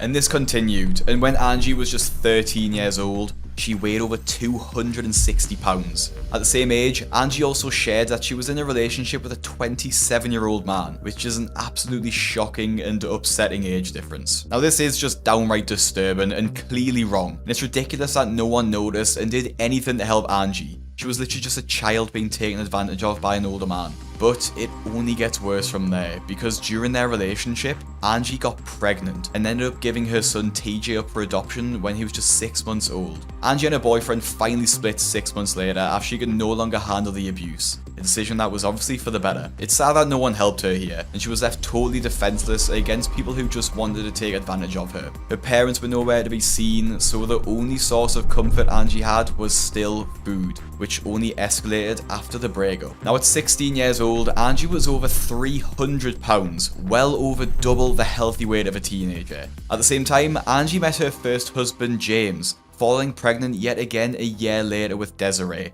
when she was just 17. Now much like her first relationship, the couple split due to abuse, and Angie ended up living back at her dad's house. And it only goes downhill even further from here, because a few months later, Angie was sent to jail after the charge of complicity to burglary, spending 8 months behind bars. After she was released from prison, Angie met her second husband and had her third child not long after, who she called Haley. But Angie couldn't stay out of prison for long, so she was sent back when Haley was 2 for violating her parole. Angie's children lived with her parents while she was in prison, eventually being released when she was 26. At this point, Angie was still gaining weight somehow and weighed over 420 pounds. And this is where her life really started to go downhill, because she became addicted to opioids. The next 10 years of Angie's life were just a total blur, and she eventually became immobile after an injury to her knee. And then when I was 32 years old, I injured my knee, and it was the worst thing and the best thing that happened in my life. It was the best thing because I got sober, and it was the worst thing because I became immobile. I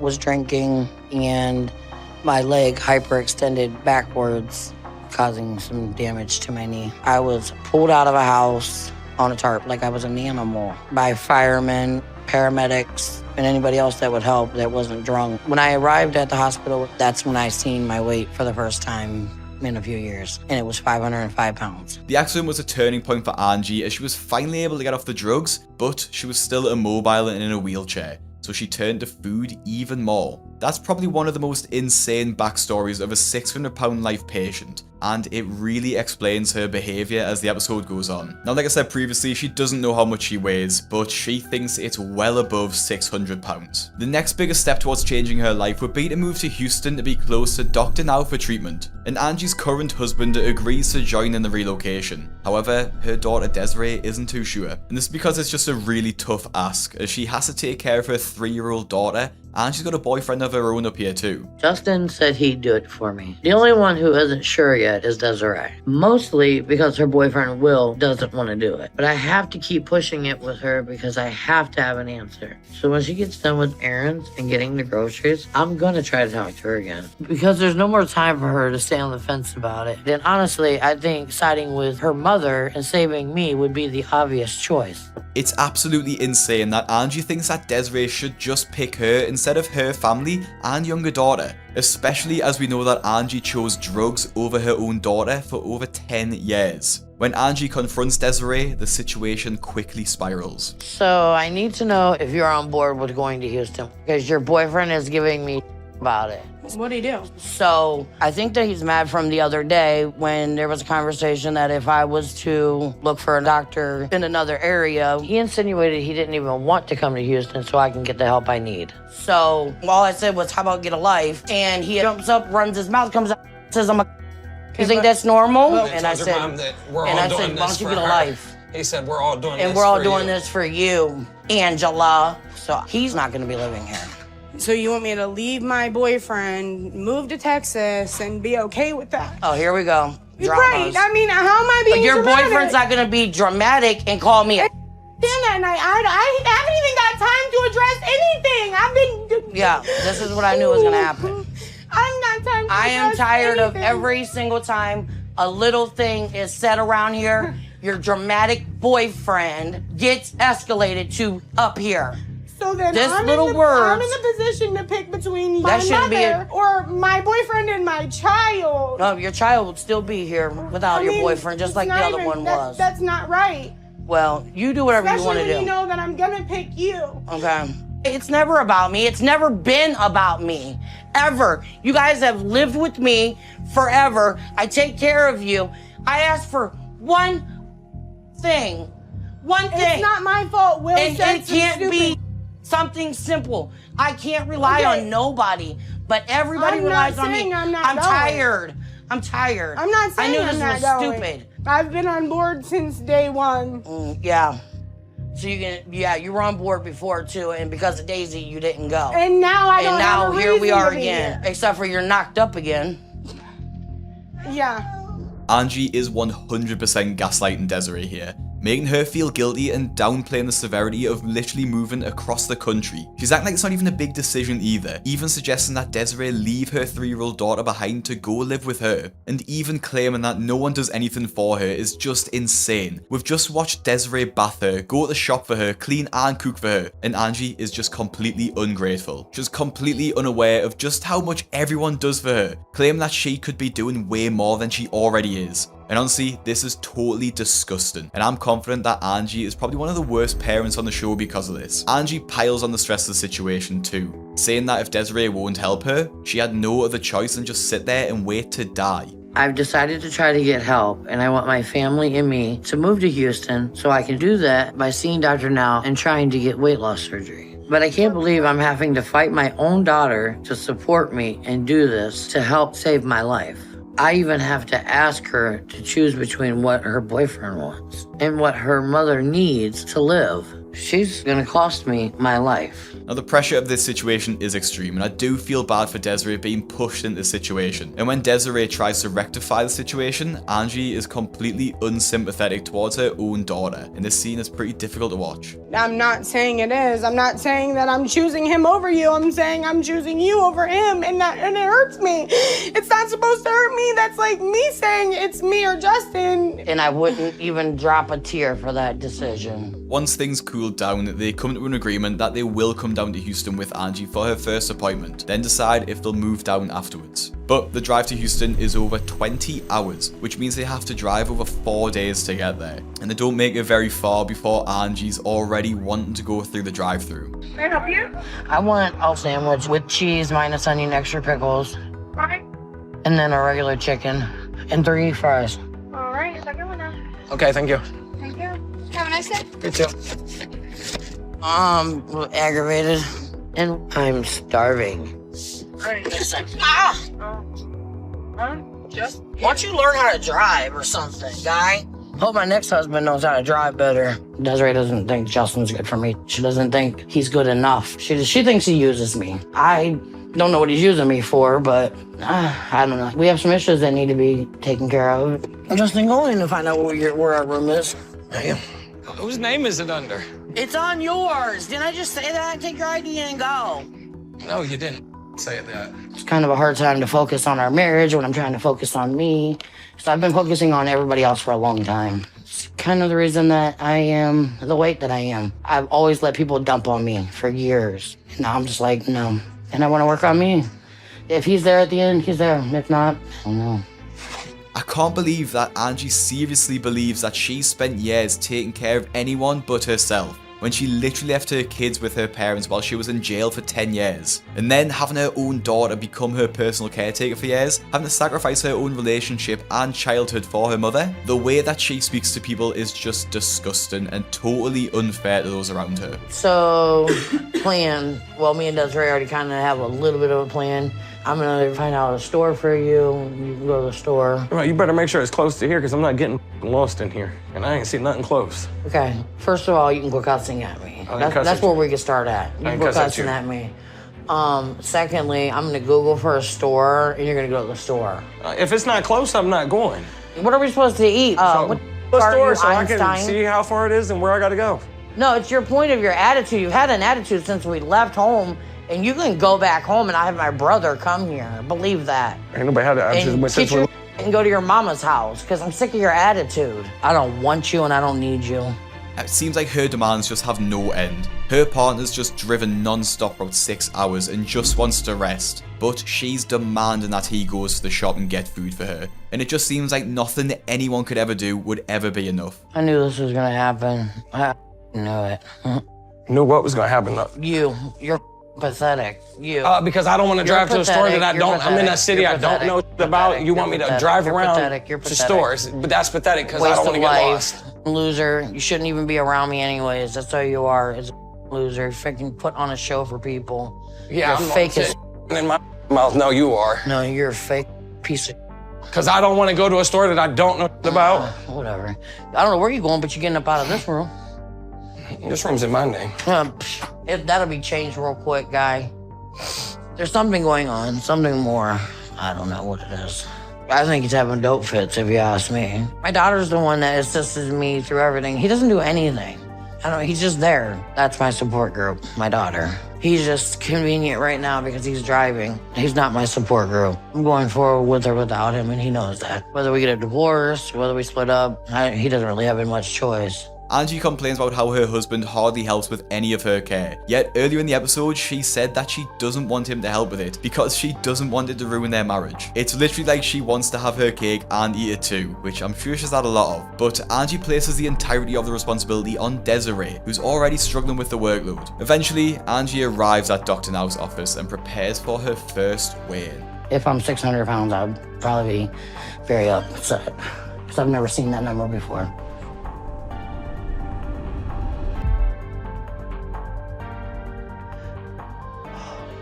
From what we've seen of Angie so far, she's definitely one to lie and make excuses, but Dr. Now is not having any of it. Well, if you figure that then, what's holding you up so far to lose weight? I don't know.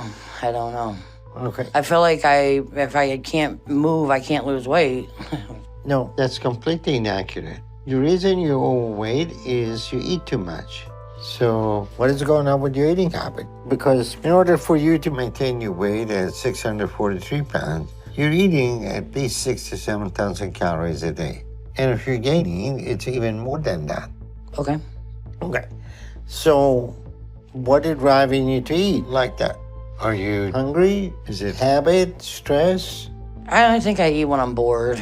When delving deeper into why Angie is the size that she is, Angie strongly believes that it's not just the amount of food that she's eaten, but rather the context, like the time of day that she's eaten. She also doesn't think that her eating habits have anything to do with her emotions, which is a pretty bad sign, as she's not even aware that this could be a cause. Pretty much everyone on the show has some sort of psychological issue around eating, whether it be things like addiction or stress or trauma, and so the fact that Angie hasn't even had to this point of realization yet is concerning.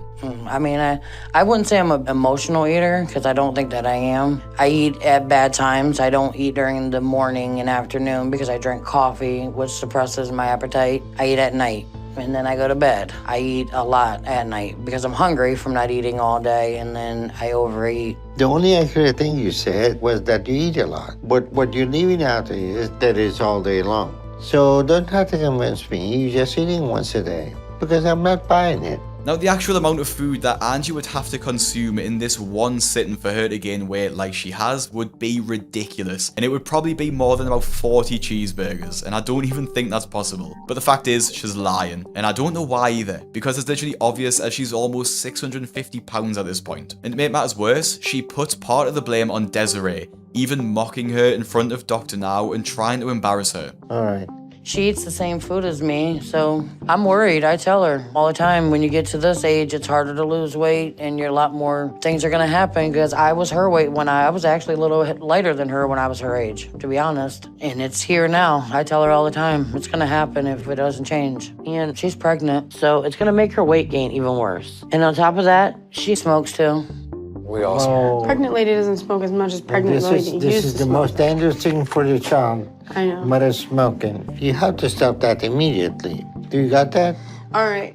Good. Now, for some strange reason, Angie starts calling Desiree out for her weight problem and the fact that she smokes. And while it's obviously completely wrong that she's smoking while she's pregnant, there's no need to start throwing shade at her own daughter and just try to deflect from her situation. The face that she does too when she starts going off on one at Desiree is literally just mean. She's her mother and should be trying to build her up, not tear her down like this. Especially as Desiree is doing everything she can to support her mother. And then Angie's husband, Justin, gets thrown into the mix, and Dr. Now questions his eating habits and involvement. So let's talk about his eating habit.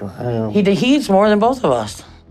He eats more than both of you. Absolutely. That's physically impossible. So we got some serious issues with delusion with you all.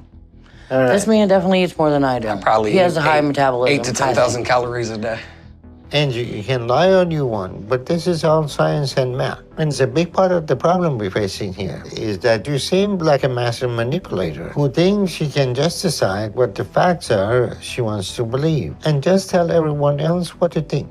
So if you're here to just play games, then this is not going to end well for you because you realize that this is a very dangerous situation when you're 39 and you are 643 pounds. Now, if Angie can't even admit where she's going wrong, how is she supposed to get any better? She's literally living on borrowed time, fast approaching 40 with extreme morbid obesity, and it's unlikely she'll live much longer. She's not even taking it seriously to begin with, and I honestly don't have much hope for the rest of the episode. One of the most important things that Angie will have to do if she wants to be in Dr. Now's program is move down to Houston, and she can't do that by herself. Angie and Desiree have argued about the topic at length for a while, and Angie brings it up again, telling Desiree that they can live in a one-bedroom apartment, forcing Desiree, her boyfriend Will, and her 2 children, when her baby is born, to live in a tiny room together. And this only makes things way more complicated when Angie and Justin split up. About a week ago, we got into an argument. He was under the influence,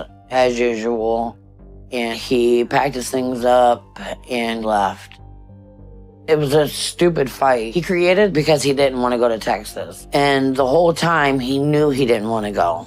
But he never said that. Justin breaking up with Angie because he doesn't want to move across the country is pretty fair, to be honest. Like, he shouldn't have to if he doesn't want to. But it's Angie's failure to understand how difficult this move is for the family that is the most frustrating. And as you'd expect, Angie is turning to food to cope, even though she's convinced that she doesn't eat her emotions. But her small treats to keep the pain at bay eventually slip into going completely off the diet and settling back into her old ways. Angie misses her follow-up appointments with Dr. Now, finally calling him 3 months after she first met with him. I think that I'm doing okay, except I'm still drinking pop here and there.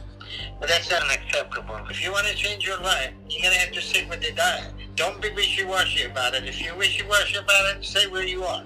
Don't come to Houston. Okay. Because playing games with me isn't going to work. But if you're serious about it, change your life and stick with it, okay? I want to, but it's just been hard because me and my husband separated after we left your office. He doesn't want to move to Texas, so he put me in a little bit of a financial issue, but I'm trying. Well, not like you should. So you need to decide what the best course of action and option is best for you. Wow, my best option would be to come to Houston. It's my last option. It's my only option to change my life. But you're doing nothing to make that happen. Just give me excuses. Okay, so what you can do to make that happen? I'm trying really hard to find a place. But you're not losing weight. If you don't change that, there is no point in coming here. You get that? Okay. She tries to make it out like she needs to go to Houston to start the program, but she doesn't realize that she should already be on it. She should be losing weight. Over 50 pounds so far if she'd stuck to the diet. But it's just one excuse after another for her. Dr. Now gives her another chance on losing 100 pounds in 2 months and to sort out her living situation. But Angie just doesn't believe that she can do this, saying that she has too much pressure. Now, I'm not being funny, but what pressure does she even have? She doesn't have a job, she gets everything looked after, and she gets a pretty decent income from her disability payment. I think doubling my goal is just punishment because I missed my appointment.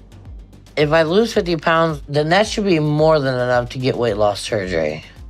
And if I could just lose all this weight, I wouldn't need his help. Now, would I? I'm not even sure what she means by this. Like, yeah, obviously you wouldn't need this help if you were a healthy weight, because he's a weight loss professional. And in a surprising turn of events, Justin comes back into the picture and decides he wants to be with Angie for the rest of his life. Something I really did not see coming. Because if I was Justin, I would have just gone and never looked back. Well, I love my wife and I want to go to Texas with her, and I want to see her get better so she can have a life and we can have a life together. Yeah. But with Justin back, maybe things will turn around for Angie and she won't stress eat so much, and she may be able to move to Houston. But the move is dependent on Angie losing 100 pounds. And 3 months later, Dr. Now asks her to travel to a local clinic to get her weight checked, to see if she's actually been following the diet. He doesn't know what he's talking about when he says, I'm just making excuses. So as long as I hit the first goal of losing 50 pounds, I think I'm good. And if I did that, I'd be 593. And I'm pretty sure I did that. Oh. You good? I'm good. I'm clear. I'm not off this thing. Do you need some water, Angie? Yeah. Oh, I'm in trouble. I'm only 45 pounds. But that's close. Don't beat yourself up for that. And Angie lost less than half the weight she was supposed to. Just seconds before her weigh-in, she was super confident about her loss, but reality sets in, and Angie is thoroughly disappointed. And when she calls Dr. Now to break the news, he's less than impressed. How you doing? I'm alright. Alright, so, did you check your weight? Yes. And how much you ate now? I'm down to 598.6, and I'm proud of that. So it looked like you almost lost 50 pounds, huh? Yes. Alright, that's a little progress, but you're supposed to lose 100 pounds in 2 months, and on top of that, it's been 5 months since you were here. So at this point, you haven't shown me you're taking this seriously as you need. And I'm not approving you for anything today, but since you lost 50 pounds, we give you another chance to stick with your diet and try to lose another 50 pounds, okay? But Angie doesn't want to take criticism from anyone, so she claps back with an insane allegation. And let me remind you, because maybe you forgot, your weight loss was 50 pounds in 1 month, not 100 pounds. Ever did you say that to me? I definitely did. On my call with you 2 months ago, that was the goal I gave you. So either you forgot, or you're too high on something to remember. But it's going on 6 months since we saw you, and this level of weight loss is unacceptable over that time. Losing less than 10 pounds a month is not going to be enough to save your life. Okay. Well, if you expected me to lose 50 pounds every month for 6 months, I wouldn't need you. What you seem to need is a calculator. Because losing 50 pounds a month for 6 months would have been weight loss goal of 300 pounds. And that's not what I asked you to do. But I did give you a goal of 100 pounds in 2 months, since you wasted the first 3 months, and you didn't even do that. So you can either give me more attitude, or figure out whether you want to do this or not. Because if you don't, you're not going to be alive for much longer. Okay. If you're expecting me to come there and sit around and wait for surgery for another month, I'm not coming. I don't have time for that. Heaven forbid we waste any of your time while you waste ours with your lies and games. Angie, you decide if you want to do this or not. But if you do, then I will give you 2 more months to lose 100 pounds. And this time I suggest you write it down so you remember that. Otherwise, just stay up there and do whatever you want. And you don't need to come back down here. And she's conveniently forgetting the plan to lose 100 pounds. One of the reasons she could have forgotten it is because she's actually been taking drugs for weeks. Dr. Now notices that she's acting a little bit strange on the call and asks if she's been using. Angie is immediately combative, saying that the allegation is insane, but she actually really does look like she could be on some sort of drug. Since you're making accusations of what's wrong with me, I'm sick. I puked on myself, slept all day yesterday. I'm ill.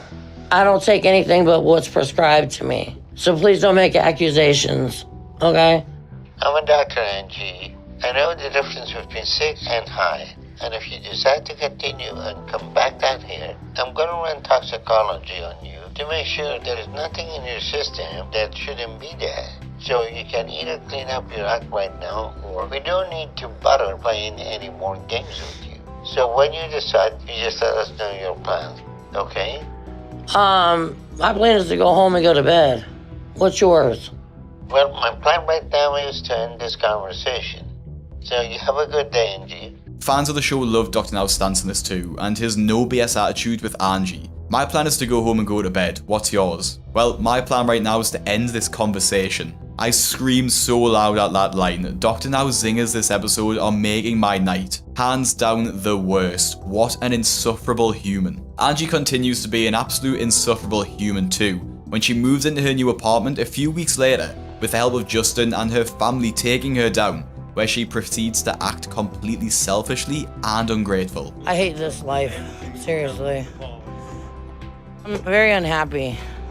I'm sorry. I just left a beautiful, beautiful place for this.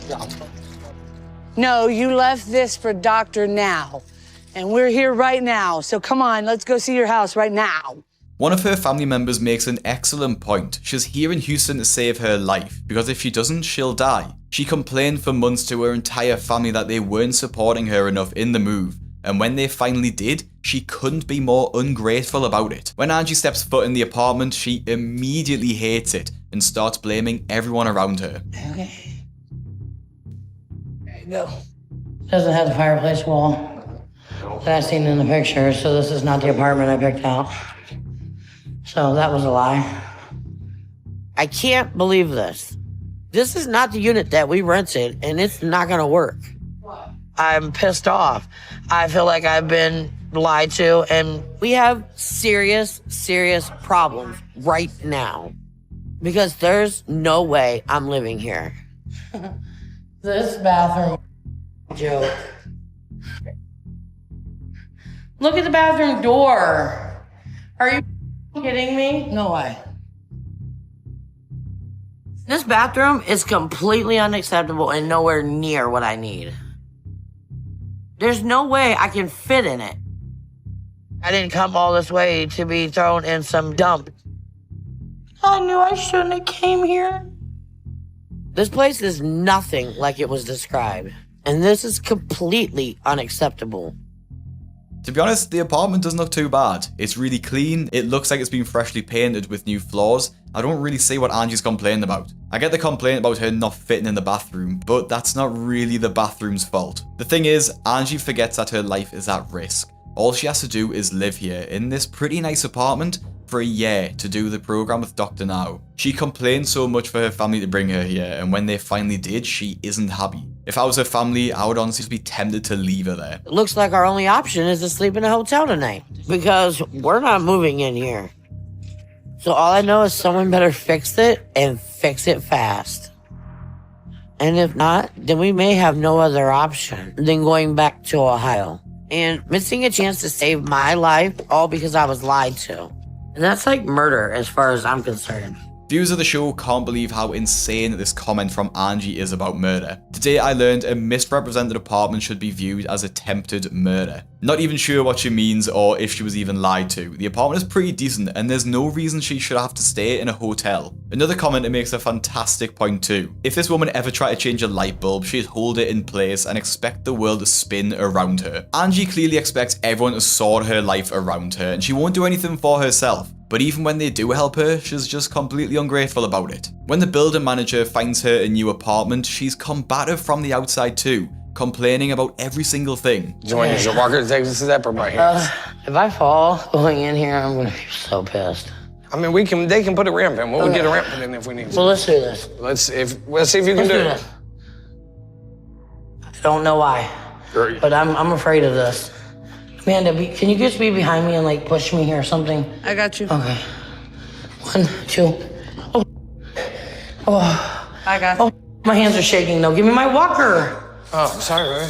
I was just gonna walk you forward so It smells like lemon in here.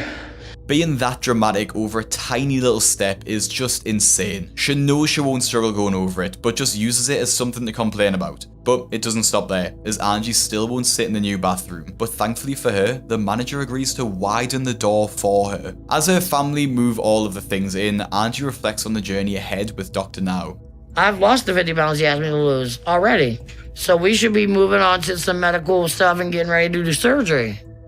I'm not worried. I mean, I did what I was supposed to do. So if he tries to run me around and give me more goals and avoid giving me what I deserve then I'm really gonna out. I'm curious to know what Angie thinks she deserves, because she hasn't earned anything from Dr. Now yet at all. All she's done is lose 50 pounds in over the triple amount of time that he asked for. For the next appointment, Angie will have had to lose 100 pounds to get to the next stage of the program. And as she pulls up, we're about to see the proof on the scales. And you can probably guess where this is going. I got down to 598, and Dr. Now told me I had to lose 100 pounds this time, even though I already lost almost 50 pounds already. So he expects me to be below 498 today. But if I could easily lose 100 pounds on my own, I wouldn't have any need for him or surgery. So it doesn't matter to me what the scale says, because I know how hard I'm working and that I've already lost enough to prove I'm ready for surgery.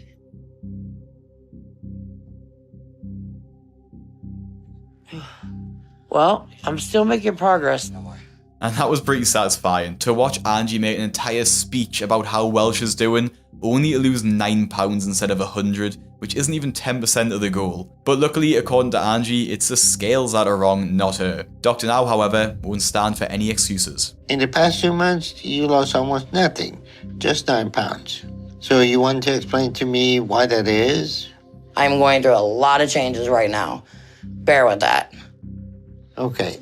You done with your liver tantrum and finished talking? Sure. All right.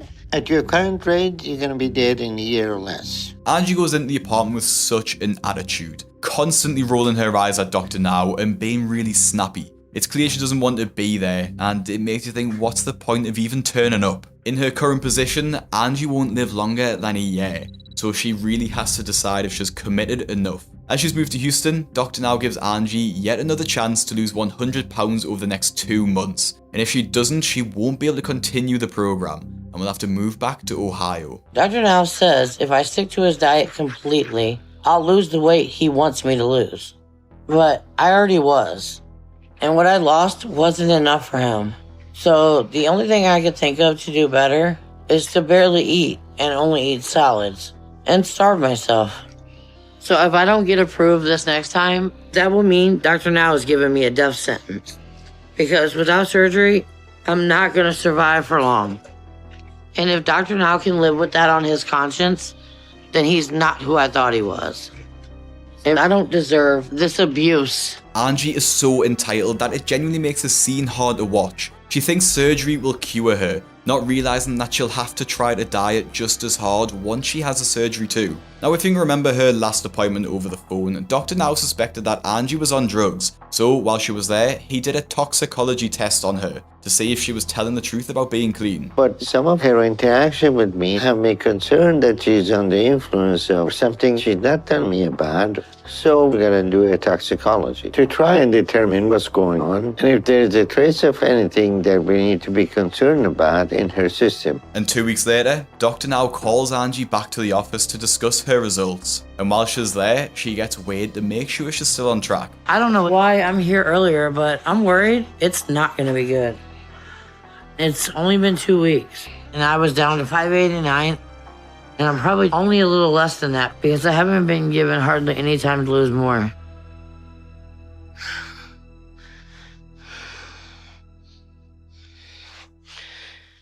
So she's gained 5 pounds, when at this point she should have lost 25. Which is a great start for Angie. And if it wasn't obvious before, it certainly is now. Angie is on drugs. She seems very fidgety, her pupils are dilated, and she's even more erratic than normal. I'm practically starving myself to death, so there's no way I could have gained.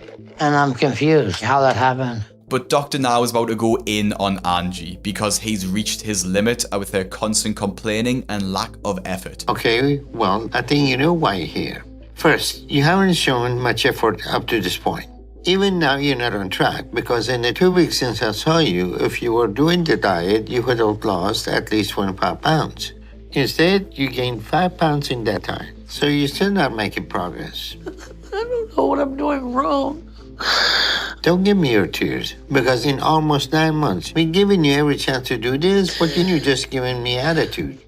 I'm not making any excuses. I have nothing, but I do have something to come clean about. You know I already know what you're going to tell me. And that's why I called you early, because we got your toxicology back. Am I right? I don't. I don't know. All right. Well, don't play this game where you're going to be honest with me now. The time to do that has passed because you have been keeping a number of things from me that are affecting your health significantly. To start, we can see that you're a heavy smoker and you've been hiding that from me. I didn't tell you that because I had quit. Then I get on the road and I freak out and I just... And what does that mean? You freak out and you smoke? Yep.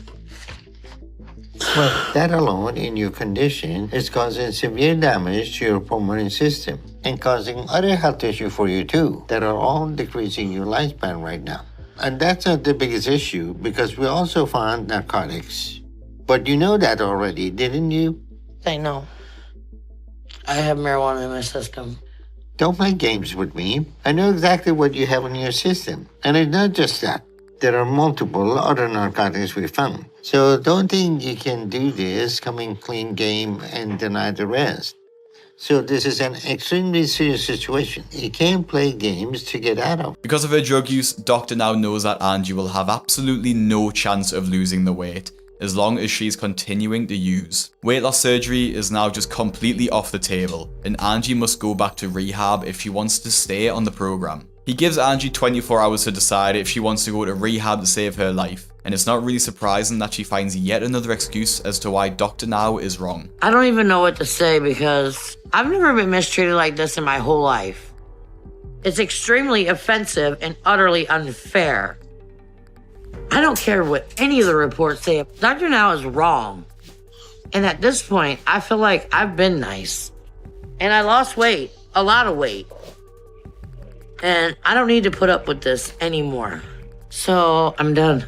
Throughout this entire episode, Angie has expected everyone to lose the weight for her, assuming she deserved the world despite never doing anything for anyone. She was now a terrible mother, constantly gaslighting her daughters and the rest of her family, and honestly, just abusing everyone around her. Angie finally drops out the weight loss program, which is probably to Dr. Now's delight. However, to everyone's amazement, she actually ended up losing 300 pounds in her Where Are They Now episode. And if you'd like me to cover this, let me know in the comments. After being fed over 30,000 calories a day by her overbearing mother and ending up weighing over 750 pounds, Margaret has one of the craziest stories on My 600 Pound Life and features one of the most dysfunctional and toxic mother-daughter dynamics I've ever seen. However, Margaret's story starts out a bit differently, as she doesn't actually choose to take part in the show, but rather is forced into it against her own free will, and her attitude throughout shows. This is because Margaret had a pretty bad fall and ends up hospitalized at Dr. Now's facility, as the original hospital she went to didn't have the capability to look after a patient of her size. She's one of the heaviest patients ever on the show, believing that she weighs over 750 pounds in the beginning, but in reality this could be even higher, as she hasn't been able to weigh herself in years. To make matters worse, the last time Margaret got out of bed was 6 months ago, meaning that she's likely gained even more weight in the past few months as she's become immobile, and her body is burning even less calories than before. To understand how she got to her size, Dr. Now has to do some digging. With Margaret now immobile, someone had to be bringing her the food, because it's not like she can get up and walk around to get it. Who takes care of you at home? My mom. So your mom has any weight problem? She had the gastric bypass. So she had gastric bypass. Why is she providing you too much food and keep you at this weight?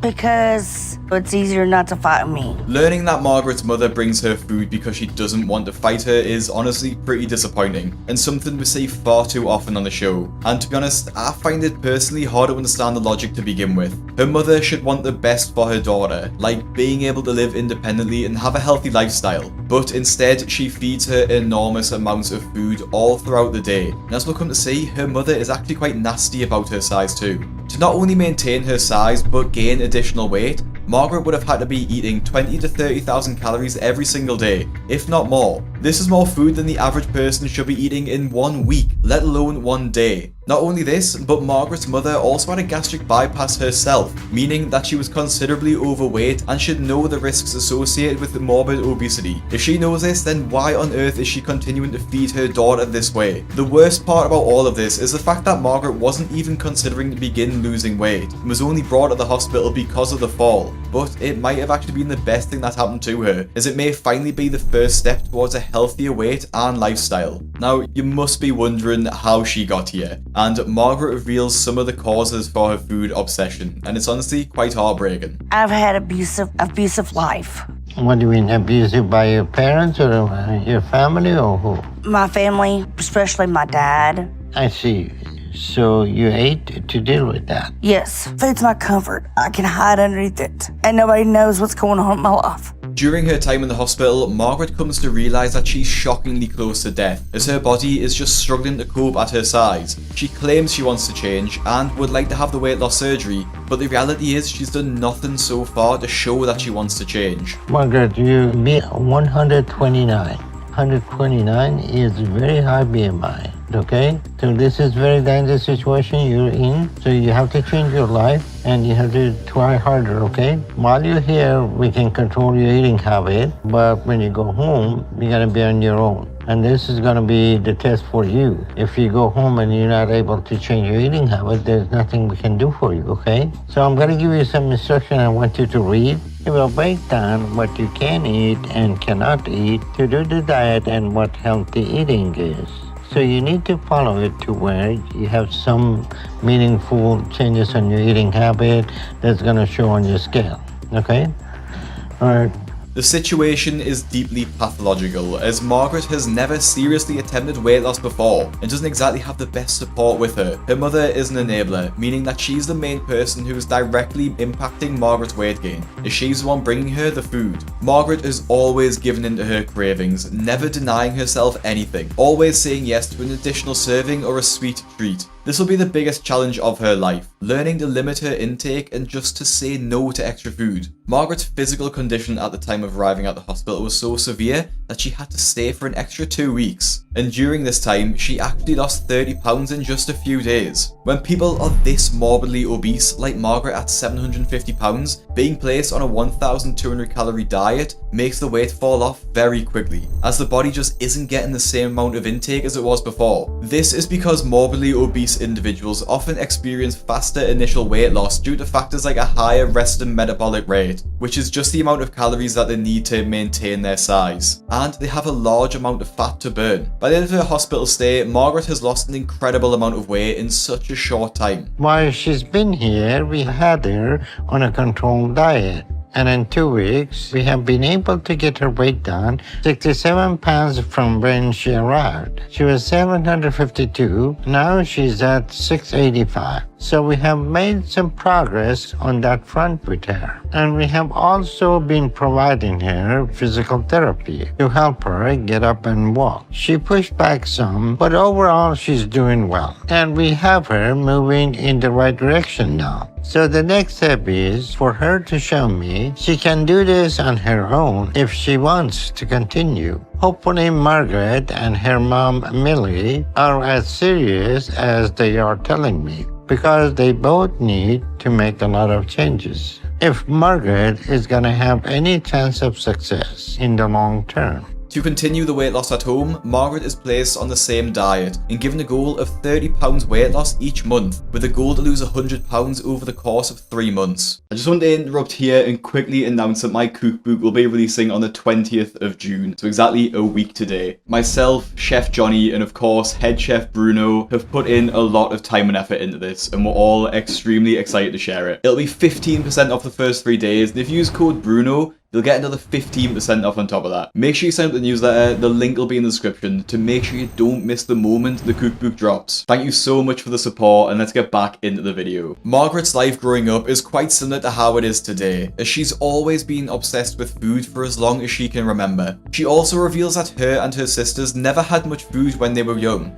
as their dad was over 1,000 pounds, and feeding him first was her mother's priority. This meant that the children often went hungry and didn't get enough to eat, forced to eat his scraps, as he would eat an enormous amount of food. And if he said, you'd be right here, she had to be right there. That's how he was. You want to hide your feelings away from him. Because if you argued with him, then he would call us names and just be very mean. So I learned to sneak into the kitchen. And I ate his food to get back at him. When I ate my dad's food, it was for revenge, so he wouldn't have it for himself. She'd get up in the middle of the night. If we had something left over in the icebox, she'd go in there and she would make it look like she didn't eat it, but she did eat it. That's how I got to 120 pounds by the time I was 6. That's when I was diagnosed with early signs of diabetes and an eating disorder. As Margaret piled on the weight quickly from her binge eating, Millie, Margaret's mother, became concerned that this would start to negatively impact her health, especially given the diabetes diagnosis. So she put Margaret on a diet and she started to lose weight, but this took a turn for the worse as it took Millie's attention away from her dad, causing him to have massive outbursts. To get the children away from the conflict, Millie sent them to her father's parents' house, where unfortunately the abuse continued to get even worse. Her grandmother would force Margaret to eat large amounts of food as punishment,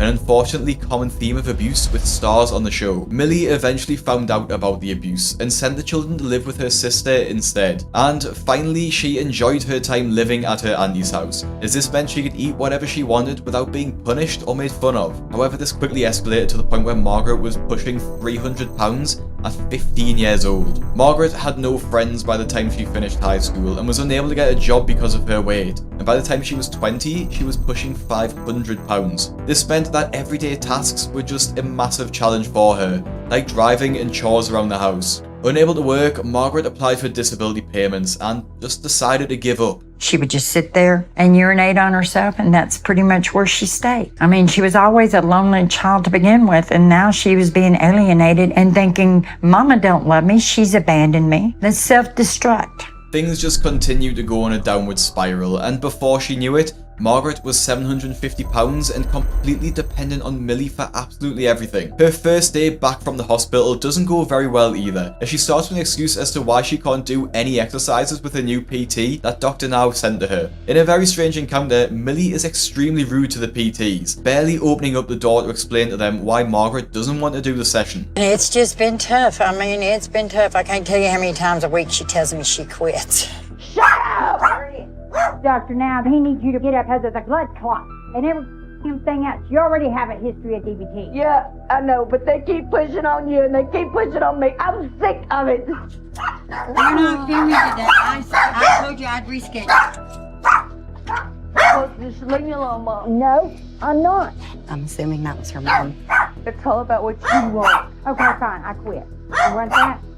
I told you I'd call you next week and we can reschedule. Okay, I don't know how quickly we'll be able to get scheduled next week because we really moved things around to see her. There's not any way she'll do any PT today to make sure that she can get scheduled for surgery. Eventually, after reconsidering, Margaret consents to meet with the PTs for her session. It's worth noting here that completing these sessions with PTs is essential for weight loss surgery, something that Margaret was desperate for, yet she isn't really pushing herself to complete the first session. They're nice people, and they got my best interest at heart, so they can come back on the right day, and we can work together some more. That will be good when we do that. In the meantime, I'll do more on my own and with my mama. All right. It was good working with you, and we will hopefully see you soon. From the session with the PTs, we learn that the only pain Margaret has with her mobility is her knees when she walks. She doesn't have any pain or any other issues elsewhere in her body. This means that there's plenty of other opportunity to work out, like the shoulders, arms, chest or back. But let's see if Margaret will continue to do this, or if she will give up like she's pretty much doing already. In an effort to get her to walk, Millie encourages Margaret to just take a few steps on her walker. Push, push, push, push. It'll be worth it. Is this not what we wanted for 7 years? Things quickly get heated when Margaret eventually gives up, claiming it's too hard and she's in too much pain. Now, it's no doubt that it is painful for her. Carrying around 600 pounds with you puts an enormous strain on your body. But Margaret can barely last a few seconds, let alone a few minutes, without turning negative. I'm done. I just want you to walk one more time and then back. I'm done. This is where you get me right now. Get over this. I feel sorry for Margaret. Mama, shut the hell I'm up. not. It is very important that he sees you're moving. I've let you get away with this way too long. Now it's time to get up. Now come on! Why are you pushing me? Because I am. I'm gonna run go get my clothes on. Now, fast forward into month 3, Margaret should have lost £100, but after Millie can't take her to her appointment, they have to do a video call instead, which means that she won't be able to get weighed and see the physical progress there on the scale. It's also not a very good excuse, as Margaret has had this appointment booked for months, and could have told Millie she would be needing transport to the hospital. It seems to me like this is the perfect excuse not to go. It is likely she knows she hasn't lost any weight at all. You haven't been cooperating with them most days. No, that's not it. They haven't been coming consistently for physical therapy. They have, but you turned them away a lot of times. Now, it's absolutely shocking to hear that Margaret has been turning the PTs away when she's previously stated that they haven't been bothering to come round. Dr. Now is really concerned that Margaret is just completely wasting his time and needs to see her in person to examine her and, most importantly, check she's actually lost any weight at all. I don't have a ride. Margaret, you can use Metrolift. I've not heard nothing about Metrolift. Despite all of his efforts, Margaret still refused to go, so they ended up rescheduling the appointment for a month later. Now, me personally, I don't understand how Dr. Now has this much time for patients who are just completely wasting his time. If this was me, I'd probably be a bit more brutal and just kick them off the program early. But Dr. Now isn't as brutal as me, and Margaret does make it to the hospital. The last time she was at the hospital, she weighed 685 pounds, a big loss from her initial weight of over 750. At the clinic, Margaret surprisingly lost 53 pounds, making her new weight 632 pounds. This is a total weight loss of 120 since starting the treatment, a massive achievement for Margaret. Even though the majority of the weight was lost while she was at hospital, it is good to see that she's continued to lose weight at home, which honestly is surprising considering she seemed like she wasn't very motivated and kept turning the PTs away. Dr. Now's next steps for Margaret are to start psychotherapy, continue sessions with the PT, and most importantly, start walking more. If she can accomplish all of these tasks, then Margaret will qualify for weight loss surgery. Hearing that she's so close to weight loss surgery is a game changer for Margaret, and she honestly gets quite emotional. To do weight loss surgery, then we're gonna approve you for that. But all those things, okay? You just made her day. I told her we left all the Debbie Downers and we were gonna get this. Not the same girl you met back in the hospital, is it? We got it, baby, we got it. Oh my God. We've tried this so many times. I would love to give you a kiss. You were my godsend. You're gonna be one of her first dance partners after she gets down to where she can stand up and walk. You're my godsend. Well, I'm proud of the progress, and if we keep it up, we can get you to weight loss surgery safely and make sure that everything's gonna be all right for you. A month later, Margaret should be in a position where she's ready for surgery. She's been seeing her PT and started to walk more, although she still does use a wheelchair for the most part. But unfortunately for Margaret, she got far too excited far too soon, as it's clear her exercise sessions with the PT weren't enough to shift the weight, as she's only lost 5 pounds in the time since her last appointment, bringing her weight down to 626 pounds. Dr. Now clearly isn't impressed, and an argument between him and the pair quickly ensues. Both of you went back to your old habits. We don't know what we did wrong. She's still eating the same way. I mean, yesterday she didn't hold on right there, okay? Overeating. Just hold on. And like you don't know what is going on, there's a simple math. You're eating too much, you're not gonna lose weight. Which part of this is very hard to understand, that she's eating at least 4 times of what she should be eating. So why are we overeating and playing like we don't know what's going on? But she didn't overeat. She's still eating. You want to argue that with the scale? Don't argue with me. But she you argue didn't that with the scale. overeat. She couldn't overeat. I gave her proportioned meals, and it's the same as I've always given her. Is she quit eating the vinaigrette and ate honey mustard dressing. She eat a gallon of honey mustard? Now I don't know how much she put on her salad. The 2 cups. But I can tell you that's the only difference. So she's gaining from thin air, right? Well, I don't know how she done it. This is what I know. I'm the one that fixes her meals unless she's getting up when I'm not there. No, I'm not getting up, and I promise you that. But I don't know.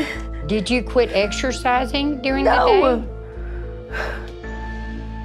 For her to be 600 pounds and keep that 600 pounds, she's eating 5,000 to 6,000 calories a day. The excuses coming from Millie are pretty ridiculous. She thinks that the only reason Margaret won't have lost weight is because she changed the salad dressing she was having, which clearly can't be responsible for this. There is another option, a more likely reason as to why Margaret hasn't been losing any weight, and that's down to her sneaking food when Millie isn't around. It's definitely a likely theory, especially as Margaret has become increasingly more mobile the past few weeks and is able to walk for longer periods of time. Is it really that unlikely that she would have walked to the fridge and took out some snacks for herself? Or do you think that Millie is just overfeeding her? I also think it's strange that Millie tends to overpower Margaret when she talks to the doctor. I feel like if I was Doctor Now, I'd probably want some one-on-one time with Margaret just to get a real sense of what she's thinking. But anyway. What I see from Margaret and Millie's choices this past month, elements where Millie tells Margaret positive things and pushes her to keep going and not quit. But those are all cliche. What matters is action. And it is very dangerous when you have a dynamic where someone talks to talk, but doesn't support it with any of the choices they make.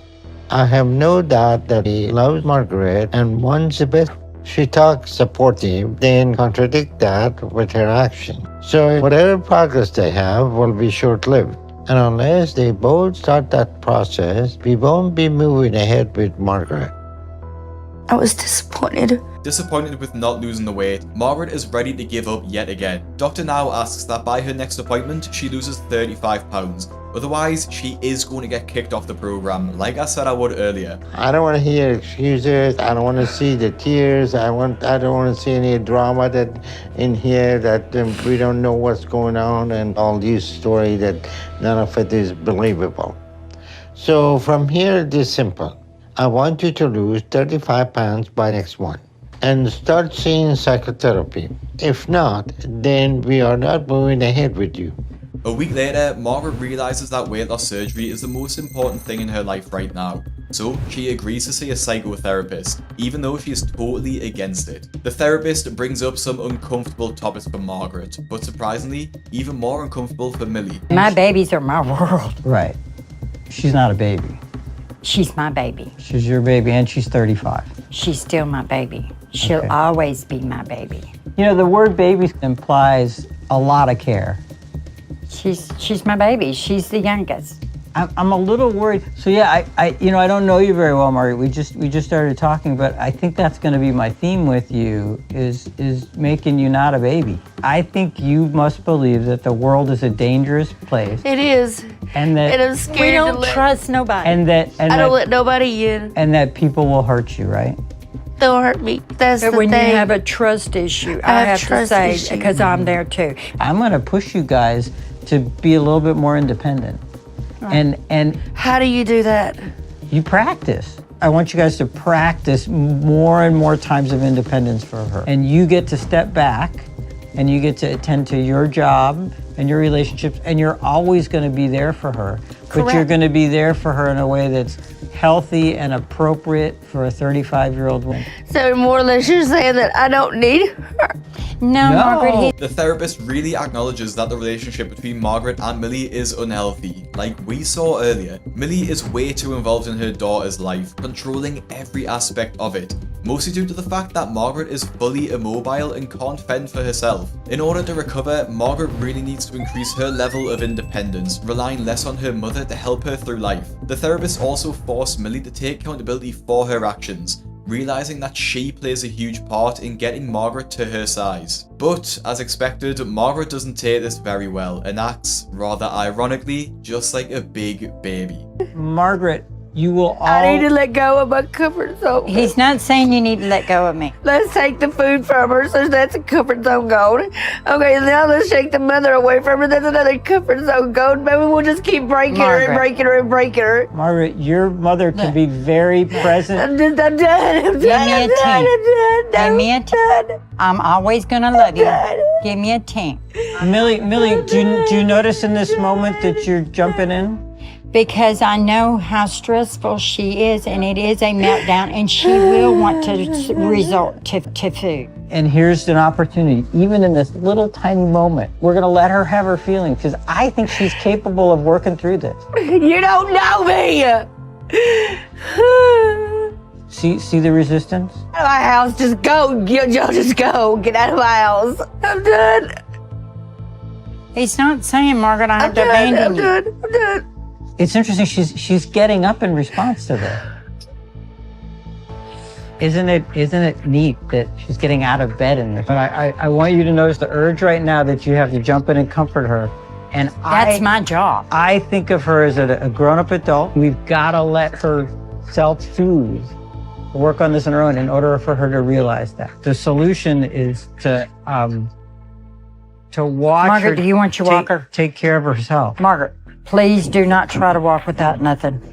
Her response to a very simple question regarding her mother is shocking, as she chose to just completely run away from the conversation rather than take accountability. One important point that the therapist points out is that Millie and Margaret are together 100% of the time when they're at home, and even when Millie's at work, they're on the phone together for 7 to 8 hours, pretty much her entire shift. Margaret is completely dependent on Millie for her physical and her emotional needs, and unfortunately, she won't be able to lose the weight on her own if she can't become more independent and start her own life without relying on her mother. A month later, Margaret is back in Dr. Now's office for another weigh-in. If she'd stuck to the program properly, she should be down to under 600 pounds, and surprisingly, she actually does make this, albeit by a thread, with her new weight of 595 pounds bringing her below the 600 pound target. With her goal of a 35 pound weight loss, she makes it pretty close with 31 pounds. Dr. Now is pleased with this, but he still doesn't believe that Margaret is eating what she says she is. According to her and Millie, she's only eating 1 salad a day with no dressing and only drinking water. Now clearly, if this were true, she'd have lost 3 to 4 times the weight she'd lost in the past month, so something clearly isn't adding up. A few weeks later, Margaret is back at the hospital, but this time it's not for a weigh-in. She's been experiencing extreme stomach pain and is admitted to the hospital immediately to find out the cause, as this level of pain is definitely not normal. Not only is this a health issue, but if there's something seriously wrong with Margaret, she may not be able to proceed with the weight loss surgery after all. She started working with psychotherapy, which was the big step I wanted her to take. So because of all that, and the fact that she hasn't started gaining weight, and she's working with physical therapy off and on now, I'm willing to start the process with her to do weight loss surgery, starting with the testing. She has been complaining of stomach pain recently, so the priority is figuring out what could be causing that and see if there is something we need to address with her before we move ahead with anything. All right, you can turn right up. Okay. From the endoscopy, Dr. Now finds that she has gallstones, a serious health concern for sure, but nothing that'll get in the way for her weight loss surgery, which Dr. Now confirms that he will actually place her on the official waiting list for. And since you lost some weight, we're gonna go ahead and put you on the schedule for weight loss surgery. Don't you teamwork? Come on, give me teamwork. We've been waiting to hear them words, ain't we? Pretty good words right there, ain't it? Pretty good words. We got it, Mom. We got it. That's what we saw. We got our surgery. We got it. And we're there. A month later, Margaret is finally prepped and ready for surgery. You got this. It's been a hard, long month here in the hospital, but I feel really good about all my progress, especially because today I'm getting my weight loss surgery. I'll be here when you wake up. It's a really good feeling after everything I've been through. Well, I have to come back for a wheelchair anyway. All my trials and tribulations has led me up to this moment. That's where we say goodbye. I know. Okay. No more crying. It's a real success as the surgery goes well with no issues and complications. For Margaret, this is a huge step forward and probably the biggest change she's ever made in her entire life. During the course of the program, Margaret has made good progress, although for the most part it has been pretty slow. If she's going to be able to continue the program, which will be for another 18 months before she's down to her goal weight, she'll need to resolve the issues she's facing in her home life in order to make a real change. It's incredibly important that Margaret continues going to therapy to work on her emotional issues, as these are just as important as her physical ones, and closely related to her weight gain, as she binge eats for comfort. If Margaret doesn't see the therapist, it would be very easy for her to slip back into her old habits and start eating again, which would have an incredibly negative effect and honestly dangerous on her weight loss surgery, and it would effectively reverse it. If Margaret continues to take steps in the right direction by seeing the PT, a therapist, and most importantly sticking to her diet, she'll be able to accomplish all of the things she's never had a chance to do. She's never been able to have a job, and she's been on disability since leaving school. She's never been able to drive a car, as soon as she was old enough to learn, she wasn't actually able to fit behind the wheel. Now, Margaret has lived a life behind closed doors, living behind her mother's shadow, and has finally been given the opportunity to make her own decisions. A month after the surgery, Margaret is doing well. She's actually continued to see her therapist and her PT, After sacrificing everything for her husband to allow him to eat himself to over 600 pounds, only to have him abuse her, accuse her of cheating and push Dr. Now, Lee might just be the most awful husband ever in my 600 pound life. What starts with initial hope and some optimism for losing weight quickly unravels into a psychological nightmare. In an unusual episode of My 600 Pound Life, the show follows the story of a couple, Lee and Renee, who are both on a weight loss journey together. With weights unknown due to exceeding the limits of the scale, they don't have any idea of the effect that years of overeating has done to the body. It's torture every day. And my body is so bad now that I'm even having trouble breathing. But I can't even take the time to worry about myself because my boyfriend can't do anything for himself anymore. Renee, despite her huge size and issues with her breathing, takes on the majority of the care of both herself and her boyfriend Lee. All right. So I have to help him before I can take care of myself. Just living life is a struggle daily. So there's many days that I don't get out of bed because of the pain, and I hate what I'm doing to Renee. The smallest tasks, like walking to the bathroom, are extremely painful for Lee, as he's carrying at least an extra 400 pounds around with him. I need your help. I'm shaking really bad. And when I try and take a shower, it's pretty much a full day job because it just wears me out. All back here. And I'm just ready to be done after even a few minutes trying to sit there. I just can't handle it for long. Showering, something everyone does at least once a day, I hope, is extremely challenging for Lee, and he needs Renee to wash him because he simply doesn't have the stamina to do it. Holding his arms in the air would probably feel like holding 100 pounds in the air, which isn't an easy thing to do. One thing about being the size that is especially important is that these individuals need a lot of personal care, definitely more than most. Bathing isn't as simple as washing the body with soap. For Lee and Renee, they have so much excess skin because of their weight that their skin needs to be lifted up and scrubbed to make sure that it hasn't broken and became infected. And infections are extremely common in these super morbidly obese people, mostly due to the fact that keeping clean is such a struggle. Not only are they common, they're also extremely dangerous for them, as they have weakened immune systems, meaning that it'll take much longer to recover from them. As Renee takes care of Lee, she finds little time to be able to take care of herself too. So once I finish with Lee, then I can finally take care of myself. But by the time I'm done, I am very exhausted.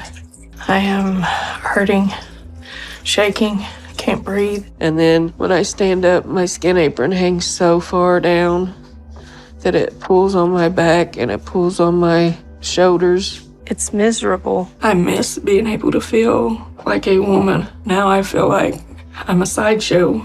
I would consider it being a living hell being in this body. And I hate the imprisonment of the weight. But I know the life I have now was set in motion a long time ago. Now for the couple, weight has always been an issue. They've always had food addictions, and starting a relationship just made everything even worse. Lee and Renee felt like they could be their true selves in front of each other, instead of being embarrassed or ashamed by their eating habits. For Renee, she struggled with food since being a child. Her mother suffered from a severe psychotic disorder, often hallucinating in front of her, causing deep emotional distress. Renee turned to food as a way to cope, eating huge portions and eating sweet snacks behind closed doors. Overeating isn't something you can hide for very long though, as the evidence starts to show pretty soon. By the time Renee was 15 years old, she weighed nearly 300 pounds. Things escalated dramatically when Renee's mother packed her bags and left the family home in secret one day, with Renee coming home from school to find that her mother had abandoned her. She struggled deeply with this, tormented by the knowledge that her mother didn't want her anymore. This awful situation sent Renee spiraling, as she kept eating, and she was over 400 pounds by the time she was 18. Not only did Renee indulge in food as a coping mechanism, she also turned to alcohol too. She just wanted to forget all the bad experiences she'd been through, dropping out of school and partying. After a few years of this, Renee got up to 500 pounds. But obviously, this couldn't go on forever. especially when Renee's dad had passed away and she knew she didn't have the emotional capacity to deal with his death in a healthy way. Determined to lose the weight, Renee and her brother, who was also 600 pounds, checked themselves into a weight loss clinic to overcome their food addiction. But what started as a step in the right direction quickly turned into a negative one, as this is how Renee met Lee. And then we were an item at the clinic, but that broke the rules there. So we either had to stop dating or leave. They would get onto us for holding hands. They would get onto us for showing any kind of emotion or attention to each other. So we just decided we wanted to be together. We wanted a relationship. We loved each other, and we've stayed together over the past 11 years since leaving the clinic. But being together, with both of us struggling with food, has not been a good thing because we've just been gaining. And each day, our health is only getting worse. It's embarrassing that we can't even take care of ourselves anymore. Watching how the couple lives, it's easy to understand how they got to their size. For the last 11 years, Renee has been doing most of the cooking, cleaning, and general caretaking of both herself and Lee. But in the last couple of years, she has significantly deteriorated and can no longer do these tasks. This meant that Lee's sister, Cassie, had to take over this role, coming over every day to cook and clean for them. But the meals she makes aren't exactly the healthiest. Now, it can be difficult to think of meals to make when you try and lose weight, as you want something that's going to be low in calories but tastes good too. And that's why I created the Fat Loss Kitchen newsletter, a weekly free subscription where I work with a chef and weight loss enthusiast to come up with high protein, low calorie meals for anyone who wants to kickstart their weight loss journey. And not only have we got a free newsletter, but we've also just released our brand new cookbook, which comes in the form of a digital ebook. There's over 40 high quality recipes on there that have been handmade specifically for this book,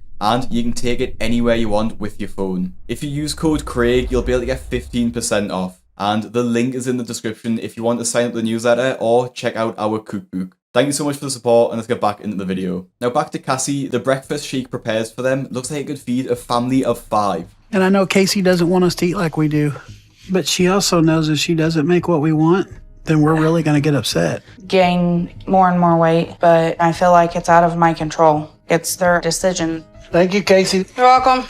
Food is my comfort. When I'm depressed, I eat. When I'm sad, I eat. When I'm happy, I eat. Food is my drug of choice. And for Renee, too. And a lot of times, we won't even be hungry, but we just want to do something. We're done eating. Just a second.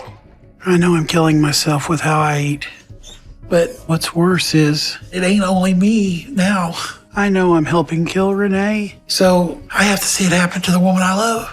Now, Cassie is in a difficult situation, and to be honest, I do feel for her. Ultimately, she doesn't want to feed them these calorie-filled meals, but she knows that Renee and Lee will get annoyed with her if she doesn't make them. It must be hard for her to struggle with the guilt if she's helping her brother and sister-in-law essentially kill themselves through overeating. Like Renee, Lee has also struggled with his weight since growing up. His childhood was just as traumatic, as his parents separated when he was very young, and he was also abused by one of his siblings. He started eating in secret, getting up in the middle of the night to sneak food when he knew no one would be watching. By the time he was just 10 years old, he weighed over 200 pounds. As he kept getting larger, Lee's father became concerned and was desperate to get him to stop eating, resorting to putting a padlock on the fridge so he couldn't sneak any more food. But this didn't stop him, as he found other ways to sneak food, eventually making it to over 500 pounds by the time he was 18. Lee continued his cycle of overeating for many years, eventually deciding that he needed to change his life and admitted himself into the weight loss clinic where he met Renee. But Renee and Lee meeting each other wasn't the love story you probably think it would be,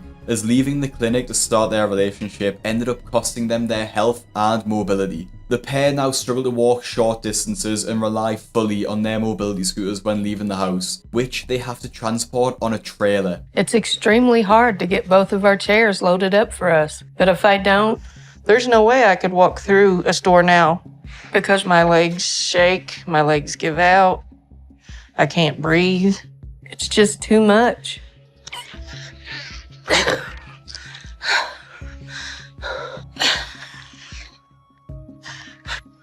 And during their shopping spree at the supermarket, they completely indulge in whatever they want, despite the judging stares of onlooking strangers. Because when I'm eating, it's almost like feeling an emptiness in my body. Yeah. How many packs of bacon you want? Uh, Couple or? Yeah. It's like laying down and getting a good massage. Well, we need some mayonnaise. And when it's over, you just want more. We'll eat everything here, either today or by tomorrow. Now, I'm sorry, what? They will eat an entire shopping trolley worth of food in less than 2 days? A food shop of that size could easily feed a family of 4 for over 2 weeks. The fact that Renee has no concept of what a regular person eats throughout is a testament of how she was able to gain so much weight in such a short amount of time. This is a common theme with the stars in the show as well, as they have little to no understanding of what it takes to maintain an average diet, like how many calories a meal should contain, or how many you should eat in a day. And even if they do know, they just don't care, as the most important factor is just consuming as much food as physically possible. It's clear Lee and Renee know their bad habits are killing them, but they just can't stop. On the way back from the supermarket, the couple's car breaks down on the side of the road. Now, without power, there's no AC, and the pair don't have any idea of how to resolve the situation. Instead of just calling a breakdown recovery, they just sit there and complain. I have gas and everything else seems fine. So if overheating is not the issue, then I don't know what we're gonna do. We aren't gonna last much longer than they eat. I'm already feeling really lightheaded. So just hope she gets here soon. The fact that Renee thinks she won't last much longer because she needs to sit in the heat for a little bit is crazy. She absolutely has no resilience whatsoever and can't look to herself to solve a problem. It also demonstrates just how much their weight limits their life. I know the situation could have turned out much, much worse, and that there's going to be a day where someone isn't going to be able to come and help us. So I know that we just can't keep living like this, and that time is running out for us. If Lee's sister had come to help them, they'd probably still be there today. They can only walk a few feet at a time, so would have had to stay close to the vehicle. They seriously need to change their life around because they can't keep having to rely on their family to come and save them. Despite this, the couple continue to indulge in whatever they want, even though time is running out. I can feel myself going downhill. I can tell that things are getting bad, and I feel like I'm just waiting to die. The only option that I can see that we have left is that we go to Houston to see Dr. Now. Because if we don't get help, I will probably just keep getting bigger and bigger until my heart can't take it no more. And I don't want that for me or Renee. With their health risks only increasing, Lee and Renee decide it's time to see Dr. Now and make plans to travel the 11-hour drive to Houston from their home in Missouri. But before they've even started their road trip, they haven't exactly set off on the right foot. Gotta have some road snacks. That'll probably get us for about an hour and then we'll stop and get some more. We've never done a trip like this. And what's scaring me is not just how hard it's going to be to travel this long, but how I'm going to be able to take care of Lee on the road. He can't go to the bathroom himself or do anything.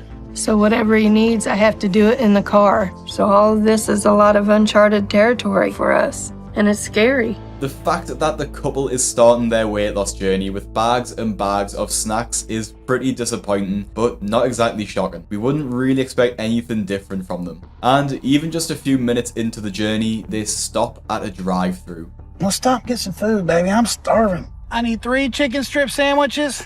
A number 1 with the bacon, but I want mayonnaise and smoked sauce on it. And we need to order cheese sticks too. All right, anything else for you? Nope. Okay, it's going to be 4401. One of my goals since I've been with Renee is to make our relationship official and marry her. All right, let's go find a place to park. But I didn't want to do it till I could get down on one knee. There's your drink. Thank you. I've dreamed of that future, but now I am so afraid that I am not going to live long enough to marry the woman that I love and that I no longer even have a future unless someone can save me from myself. Aside from ordering enough food for 4 people, it's really annoyed me that Lee doesn't even have the courtesy to say please and thank you to the server, and he's just really starting to show his selfish side, which we'll see more of very soon. His selfish side really comes to the forefront when we see the absolute lengths that Renee has to go through to care for him. I hope we find a town soon. I just gotta pee real bad. I drank that big old drink. Think you can stick that urinal down my britches and help me pee? We may have to hit a dirt road or something if we don't find something soon. We've only been on the road for a few hours and it's already starting to get tough. And when you're a person of my size, you have to do what you have to do. But there's no way I could even think about walking into a store and peeing. I'm gonna pull over here where we're out of everybody's line of vision. So we just have to figure it out. Lee making Renee help him urinate is honestly appalling. And it's so unfair that he's gotten to this size and is absolutely fine with letting her take care of him this way. Although Renee is obviously overweight too, she's definitely more mobile than Lee. So naturally, she is the one where this workload falls onto. Plus, Lee's friend is also going with them on their road trip to ensure that if anything goes wrong, he can be there to help. But he's also in the car while this is going on, while Renee is holding the portable urinal for Lee. And it's honestly pretty disgusting. And I don't even want to think about what the car smelled like during that. The road trip continues, but after over 8 hours of driving, Lee was in so much pain they had to pull over to a hotel and stay the night. This caused them to fall behind on their schedule, meaning that they now have to drive straight to Dr. Now's hospital without any stops to ensure they get to their appointment on time. And despite this, they do make it, with literal minutes to spare. And now comes the time we've all been waiting for, when Lee and Renee finally step on the scales and we see just how much they weigh, and they are in for a complete shock. Renee hits the scales first at 549 pounds, and it's much higher than we're expecting. I would consider myself a My 600 Pound Life expert at this point, given all the episodes I've watched. And this is pretty spot on for what I would have guessed Renee's weight was. Being somewhat mobile definitely puts you below the 600 pound mark. And that definitely rings true for Lee, as he is over 150 pounds heavier than his girlfriend at 714 pounds. I can tell Renee isn't too happy about her weight, but I'm worried that mine's going to be much more of a shock. I'm just hoping I'm still in the 600 range. 714. Oh my God, really? Really heartbreaking to realize that my weight had gotten so out of control. I just hope Dr. Now's going to be able to help us change this and get our lives back. Guess I'll see y'all later. I'm right here waiting for y'all. Learning how much they both weigh has actually been a huge wake-up call for them, as there's no hiding how they got there, and no way they can talk themselves out of the situation, especially when Dr. Now lays the situation out in front of them and they have nowhere to hide. All right, Lee, you are 714 pounds, and Renee, you are 549 pounds. And you both have significant health issues as a result of your weight. Renee, you're diabetic and you take an enormous amount of insulin. Yes. The same seems to be the case for Lee too. And I see you're on oxygen. So you're no longer able to breathe on your own because of your weight. And Lee, you have high blood pressure, you have sleep apnea, you have gout, you have acid reflux, high cholesterol, depression. There's no way your body is going to be able to sustain your weight for much longer at all. You need to fully understand how close to death you are right now, and that you too are in a very bad place. Dr. Now gives them strict instructions on what they need to do to qualify for weight loss surgery, using his new diet plan that he prescribes for them. For Renee, she needs to lose 75 pounds. For Lee, he needs to lose 150 pounds, which they both have to do within 2 months. When the couple return home to Missouri, they feel as though they started a new life, as they have always revolved 24/7 around eating food. Now, they finally have a goal to work towards, and have tried to start moving around more and more each day. So Renee and me started playing video games that require us to get active. I missed it. At first, I could only do it for a few minutes, but now we're playing whole games and getting competitive. Yes. But by this time next month, I hope to be able to get up and get around the house a little bit for my exercise. And the score is 163 to 124. I beat you. How about a rematch? All right. Love you.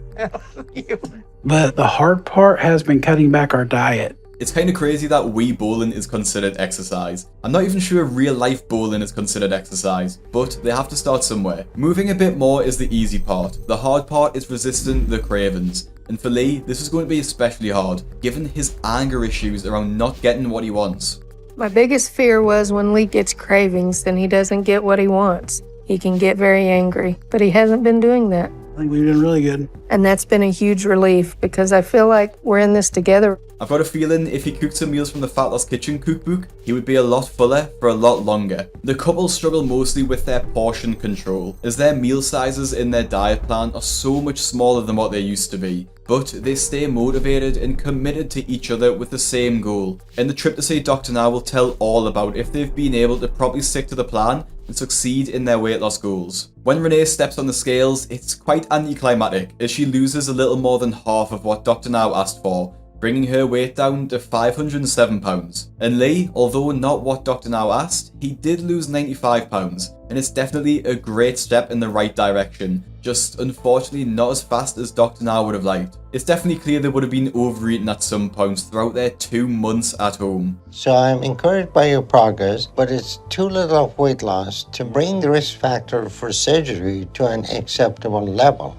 So you both are still not ready for any kind of weight loss surgery. But with the progress that you've made, you should notice some difference in how you're feeling and in your mobility. Are you both feeling any better? No, I have a lot of pain. What's going on? Lee and Renee are disappointed they can't get the surgery, but Lee uses this as an opportunity to speak to Dr. Now about his health concerns, as he's been experiencing quite a lot of pain. My stomach, but right here through to my side and back, it's just really painful. How bad is the pain? Anytime I move or walk or strain, it pulls and just really burns and hurts, and it just kills me. I can't get any relief. Why didn't you call me about this? I figured I'd see you. So you let it get worse until it causing you severe pain now, and this may be an emergency issue. One little thing can kill you. So right now, I want to admit you to hospital immediately to do an endoscopy to figure out what's going on. Lee is immediately admitted to hospital for an investigation into this sharp pain. I'm just praying that everything's going to be all right. I can't do this without him, so he has to be okay. I just can't lose him. We can only put Lee under very briefly because he would not survive long-term sedation. And our options are limited if there are any significant health issues with Lee right now. After Dr. Now completes the endoscopy, he identifies that Lee has gallstones, but fortunately they're not too advanced to the point where he would get an infection. Dr. Now uses this opportunity to stress that their obesity is affecting their life dramatically, and they really need a change. On the face of it, they are completely on the same page as Dr. Now, and are so committed to the treatment that they make the difficult decision to relocate to Houston so that they can be closer to the doctor and not have to travel the 11+ hours each month to their appointments. Moving to Houston is the first big step in our journey to change our lives. And me and Renee are sticking to our diet and exercise exactly like we're supposed to, including our portion sizes. I am going to keep losing weight until Dr. Now says you are approved for the surgery, no matter how long it takes, because I want to live a longer life. Renee has lost her whole family, and I don't want to lose me too. We know even more this time how important it is to do this. And I'm not letting Lee get in a situation like he was again. I want both of us to get surgery, but I definitely want him to get approved because I feel he has less time than me. But I know I don't have much longer either because I can feel how sick and run down I'm getting. So no matter what, we can't fail at this. Now, moving on a month, Lee and Renee are back at Dr. Now's clinic for the weigh-in, and they have pretty good results. Renee smashes her target by an extra few pounds, getting down to 476 pounds. Lee is in a similar situation, getting down to 572 pounds. Now the couple are only about 100 pounds different in weight. Dr. Now is really pleased with their progress and approves them for surgery. We ran some tests to make sure there are no issues, but you both done well and I'm proud of you. Yep. And I bet you both already feeling better with all that weight off of you. But it's not all good news, as Renee shares some scary health concerns. I got some kind of pain in my chest, and it feels like somebody's just pulling my chest apart. And then I started coughing stuff up yesterday, and it started out being clear. And then last night, it started having a little bit of bloody show in it. And when I started seeing the blood, I really got worried. All right, let me check it. After Dr. Now examines Renee and sends her for an x-ray, he has some disappointing news to tell her. Just look at your chest x-ray. You do have a pneumonia in the right lung. So we need to send you to the hospital, okay? We need to start treating you for this immediately so that your condition doesn't start to deteriorate any further. And you need to be separated and quarantined from Lee because he can't afford to get sick right now at all. Okay? All right. Renee, I'll see you in the hospital, okay? All right, thank you. Over the next week, Renee recovers in the hospital from her pneumonia, while quarantined away from Lee. who continues to stay at home until Renee is no longer contagious. It's just hard being away from Lee. Since I've known him, we really haven't spent any time apart. So this is all so much harder than I ever thought it would be. And until you get surgery, you don't know if any of it's going to pay off. So hopefully after Lee has his surgery, I'll be able to get mine, and we can both start the life we've dreamed of for so long. After about a month in hospital, Renee is well enough to return home. So, Dr. Now admits Lee for surgery at the same time, so Renee is able to help him recover. Lee's surgery goes really well, and Dr. Now removes his gallbladder at the same time, so he doesn't have to suffer from his gallstones any longer. The plan is, when Lee is well enough and recovered after his surgery, Renee will be booked in so that Lee can take care of her life as she takes care of him. And then, once they've both had their surgeries, they can continue their weight loss journeys together. This works really well for Renee, as Lee is finally in a position to start doing more things himself rather than relying on her. The quicker he can look after himself, the quicker Renee will be able to have surgery. So I've been making him start to do things for himself for the first time in a long while, because I'm intent on getting my surgery now. So he's actually going to have to take care of me. And he has no choice about it. But I know it's been hard for Lee to try to clean himself and use the bathroom on his own. You're getting water everywhere. What I'm worried about is how he's falling back into his old eating habits. Now that Lee's had surgery, it's like he's stopped trying to stick to the diet. And that's worrying me. I can't figure out why he's doing this now. And his temper has been coming back when he's craving something. I know Renee hasn't been too happy when I make poor food choices, but now that I had the surgery, I thought it would take away all the cravings for the food that I shouldn't eat, but it hasn't.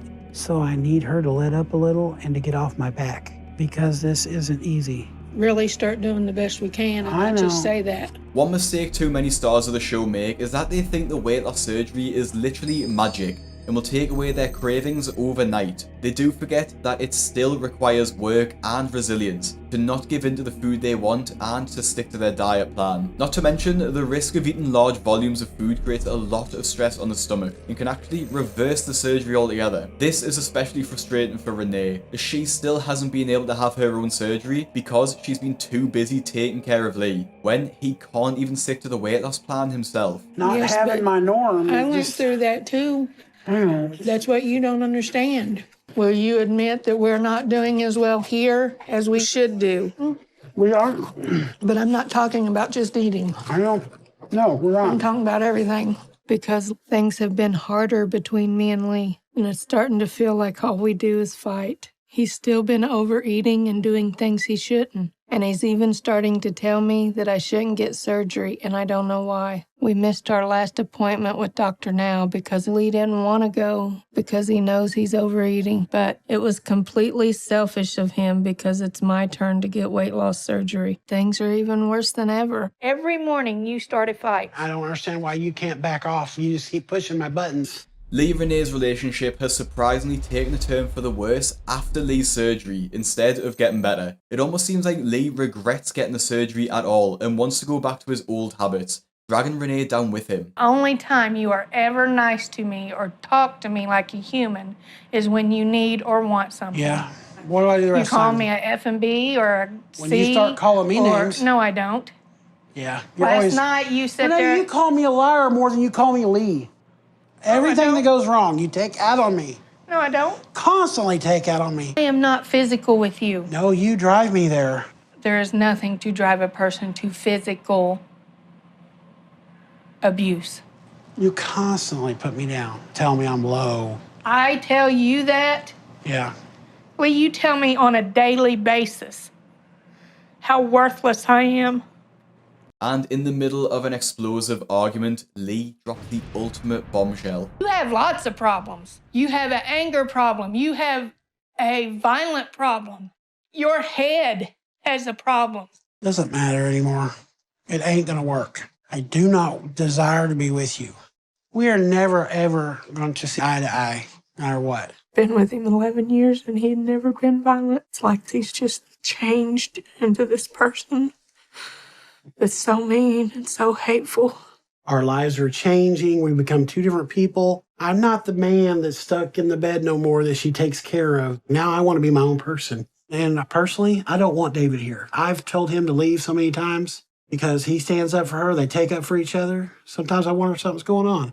I don't know. That's a lot of our problem too. Lee has turned into a domestic abuser pretty much overnight, with Renee sharing that he does hurt her physically, and even turning to psychological abuse by accusing Renee of having an affair with his friend. Lee's attitude towards Renee is totally uncalled for, especially as she's given up her entire life to look after him. Although Lee is bigger than Renee and carries more risk, Renee has a lot more health issues, literally recovering from pneumonia in hospital by herself. This isn't even to mention the fact that she's delayed her own surgery, waiting for Lee to be in a healthy position to take care of her. Lee has completely prioritised his own needs over Renee's, seeming to not want her anymore when he doesn't need to be taken care of. He even goes as far as to accuse Renee of wanting him to stay bedbound so she can look after him, which is the complete opposite of what she wants. Despite missing their last appointment with Dr. Now, Renee encourages Lee to attend the next one, so they both go in for another weigh-in together. And as you'd expect, Lee's eating habits haven't been the best. So, in the past month, he's only lost 9 pounds, nowhere near the 30-pound loss Dr. Now asked him to lose. Now, Renee, on the other hand, her weight loss has been absolutely incredible. I'd already hit my weight loss goal, but Dr. Now told me that I've had to keep making progress. I was down to 476 at our last appointment. I'm hoping to have lost 20 to 30 pounds and be around 450. Awesome. Oh, wow. Now that I'm recovered from the pneumonia. Losing an extra 20 pounds than she was supposed to is really an amazing achievement for Renee, and I'm actually really proud of her. Not only has she done it all by herself, but she's lost the weight in spite of Lee's negative and abusive behaviour, and she hasn't indulged in the snacks that Lee has been having when they're supposed to be dieting. And what does Lee have to say to Renee for her amazing achievement? Absolutely nothing, other than a sarcastic wow. This really proves that Renee has totally outgrown Lee and is better off on her own. And in my opinion, the sooner that she leaves him, the better. But Dr. Now doesn't have the time of day for Lee and his excuses. Okay, you just had your bypass about 2 months ago. And when you left the hospital, you were down to 546. So you lost only 9 pounds since then. But Renee has lost almost 50 pounds at the same time. And she hasn't even had her bypass yet. What in the world is going on with you? I guess I'm eating the wrong things. You think it's funny? You have a gastric bypass. I had a gastric bypass, to yes. lose weight. To lose weight. And you're not losing weight. I don't eat a third what I ate just before I answer had the that question, surgery. okay? Then You're we're not asking talking me about questions that I don't understand no more than you understand. What are you talking about? You're choosing to eat and you think it's okay? No, I don't think it's okay at all. So what is going on? I guess I'm not eating the right things. I mean... We gave you the instruction that you need to follow, and you're not following. You play your cards right until you got the surgery. And now you're playing this kind of game, and you think that's okay? How in the world somebody... I don't see how I'm playing any game. I throw up constantly. I eat what I can keep down. That's how it works. You throw up constantly because the surgery forces you to when you overeat now. I think my problem is I'm holding a lot of fluid. I can't hardly pee. Really? I mean, I don't know what, I mean, you... What do you mean you don't know? And you think that you're not eating and you're getting... I don't want to get malnourished either. Do you look like you're malnourished? You're overeating, and whatever you're overeating, you're throwing up. It means the surgery is working to hold you back when you make bad choices. And it's the only reason that you didn't gain 100 pounds these past 2 months. Do you not want me to eat at all? You know that's not what I'm saying at all. Lee is absolutely filled with excuses too, none of which we haven't seen before. The all too common excuse that weight is just water weight, and that there must be some other reason why they're not losing weight. Now, I don't know why it's so hard for him to accept the reality that he's simply eating too much food, especially when he complains that he's throwing up from eating too much, which is literally because he's overeaten. Lee has been given the gastric sleeve, something he and Renee both wanted desperately, and now he's literally throwing his opportunity away, and he can't handle the truth. This is when things start to get really heated, as Lee storms out of the office, and if you watch my previous video about Dr. Now's angriest moments of my 600-pound life, you'll know what's about to happen next. So you have to deal with what is driving you to eat. That's the hard part, and you don't want to do it. And you're running from it and self-destructing. I'm done with this conversation. Go to her. No, we're gonna finish with you. No, we're not finishing with me. You're making me mad. Yeah, I'm sit leaving. down right there. You You just sit let down right over there. No, I'm. Wait, sit down. Okay. Let go of me, Renee. All right, this is completely unacceptable. Lee's behavior right now is very alarming, but he's starting to realize some of the issues that have been driving him to eat. And if Lee chooses to avoid those issues and run right now, then he's going to continue on the same path that he was, where he's not going to survive another year. Renee, you stayed on track, despite how Lee's behaving, and I'm proud of you for that. I can't lie, I love the sneaky editing by the team who clip Lee running away from his appointment in his scooter. After Lee storms out, Dr. Now's tone with Renee completely changes, and he is much more sympathetic to her situation. So you should be ready for weight loss surgery. However, Lee is creating an environment that you can't succeed in long term. No one can do this without support. No one. And if I give you surgery now without addressing what's going on with Lee, I will be setting you up for failure. So I'm going to send you both to therapy, and I want you to convince Lee to go. If he starts to get back on track, and I'm confident you have the support you need at home, then I'll approve you for surgery. Okay.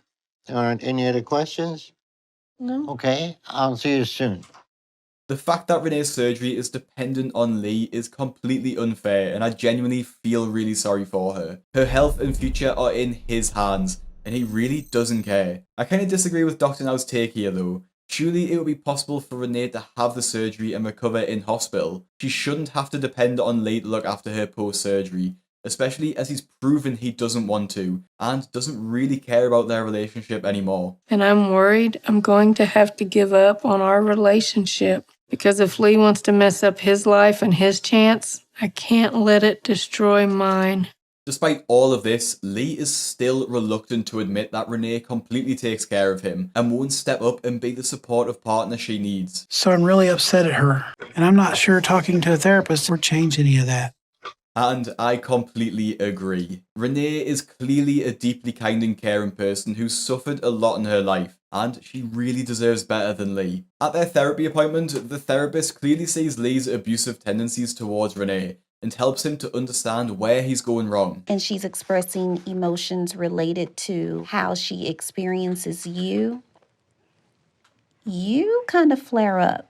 So at what point did you all start talking to each other in this way? We had some pretty good fights. He became violent. Physically? Physically violent, And he has yeah, never been and- like that. There's only been a couple instances. It ain't like I hit her every day, but But Lee, it's important not you gotta to realize what minimize she what... has done to me. You know, the verbal, the screaming and the. So it sounds like the two of I have you... never cussed you, called you names You're like not you do cussing, me. but You they cuss call you, me, no matter you what call I me say, I'm names. wrong. You constantly are putting me down. And so let me ask this. When you began this relationship, what'd you expect? The one main reason I am trying therapy and trying to make this work. It's so sad to watch Renee try so hard for their relationship, even trying to excuse his physical abuse towards her, because she still sees hope for him. As Lee has never hit her before their weight loss journey, she tries to excuse it for the stress he's been going through. But the truth is, physical abuse can never be excused, and it will always be wrong. Renee deserves so much better than him, and it's completely devastating to watch her crumble while Lee continues to blame her. The therapist also gives a really powerful statement towards the logic behind Lee's domestic abuse, which should hopefully serve as an eye-opener for Renee. Domestic violence is progressive. If someone yells at you, they'll smack you. If someone smacks you, they'll kick you. If someone kicks you, they'll stomp you. If someone will stomp you, they will kill you. People We die. have been together all this time and he had never been abusive, ever. Lee tries to take this into consideration, but I don't know how much I really believe him. I really think this is just who Lee is, a selfish person who takes advantage of others. I don't know if he can change, but I certainly wouldn't bet on it. And now I feel I know that I need to change. And I'm very sorry for the way I've treated you, Renee. And I'm going to do my best to do better. I love you. Let's just try to work through this. Over the next few months, Lee and Renee continue to go to therapy and work on their relationship. So, Dr. Now has agreed to move ahead with Renee's surgery. And thankfully, the surgery goes well, but Dr. Now is aware of Renee's home situation and wants to make sure she is safe while recovering at home. If Lee so much as threatened to hit Renee, then we'll have to intervene and to separate them to keep her safe and allow her to recover without any life-threatening incidents. So we'll stand ready just in case things aren't as they seem with Lee, but hopefully it won't come to that. A month later, Renee is still recovering from surgery, and Lee plans to surprise Renee with some presents for her birthday. But on the way there, he drops quite a shocking revelation. For 11 years, and we had never had intercourse before, but now it's possible because we've lost 350 pounds together. I want to marry Renee, and I never thought I'd have the chance to actually do that. So I'm going to keep working to make that reality for both of us. Imagine being with someone for 10 years and never once being intimate with them. Crazy. But anyway, Lee surprises Renee with a bouquet of flowers for her birthday. This is the first time that Lee has ever went out and bought something for Renee off his own back. And, safe to say, Renee is overjoyed. Because I feel like we're working together instead of against each other. So I'm really thankful for how things are right now and for how hard Lee has been trying to improve himself. Although Renee is really happy with their relationship, I'm still pretty uncomfortable with the fact that she stayed with him, despite the physical and emotional abuse. I don't think people who are capable of this kind of abuse will ever change, so I just hope Renee stays safe. At their last appointment with Dr. Now, things are still going really well. And that's total weight loss of 273 pounds. Great. And Renee, you're down to 306. And that is total weight loss of 243 pounds. That's excellent. A few months ago, I wasn't sure if Lee was going to be able to get back on track and what the effect of that will be on Renee. But they're both doing well. And I'm very optimistic about their long-term progress. So how do you feel, Renee? I'm very, very blessed to be where I'm at, but I'm not where I want to be yet. I'm going to keep going. Lee and Renee are both very close to their weight loss goals, with over 500 pounds lost between them. Lee's current weight is 411 pounds, which is a total weight loss of 303 pounds. Renee's current weight is 278 pounds, which is a total weight loss of 271 pounds. Once they're both at their goal weight, Lee is going to propose to Renee, the final step in the start of their new life. The pair have definitely had it hard, especially for Renee, as she spent over 10 years looking after Lee and neglecting herself. But now it seems like Lee is starting to take some ownership. The domestic abuse situation still makes me uncomfortable, as personally, I think she deserves better than him. I did some digging and found that as of last year, Renee's relationship status on Facebook was single. So maybe that means that they've split up for good, and she can meet someone who treats her like she deserves. Now, although Lee and Renee had a problematic relationship, it pales in comparison to the mother-daughter relationship that Margaret had, as she was treated like a complete baby for her entire life, until it almost killed her. And if you want to see that video and my reaction to the episode, click the video that's on your screen now. Make sure you visit Fatless Kitchen to get my cookbook and sign up with my free newsletter. Subscribe to my channel so you don't miss a video, and I'll see you in the next one.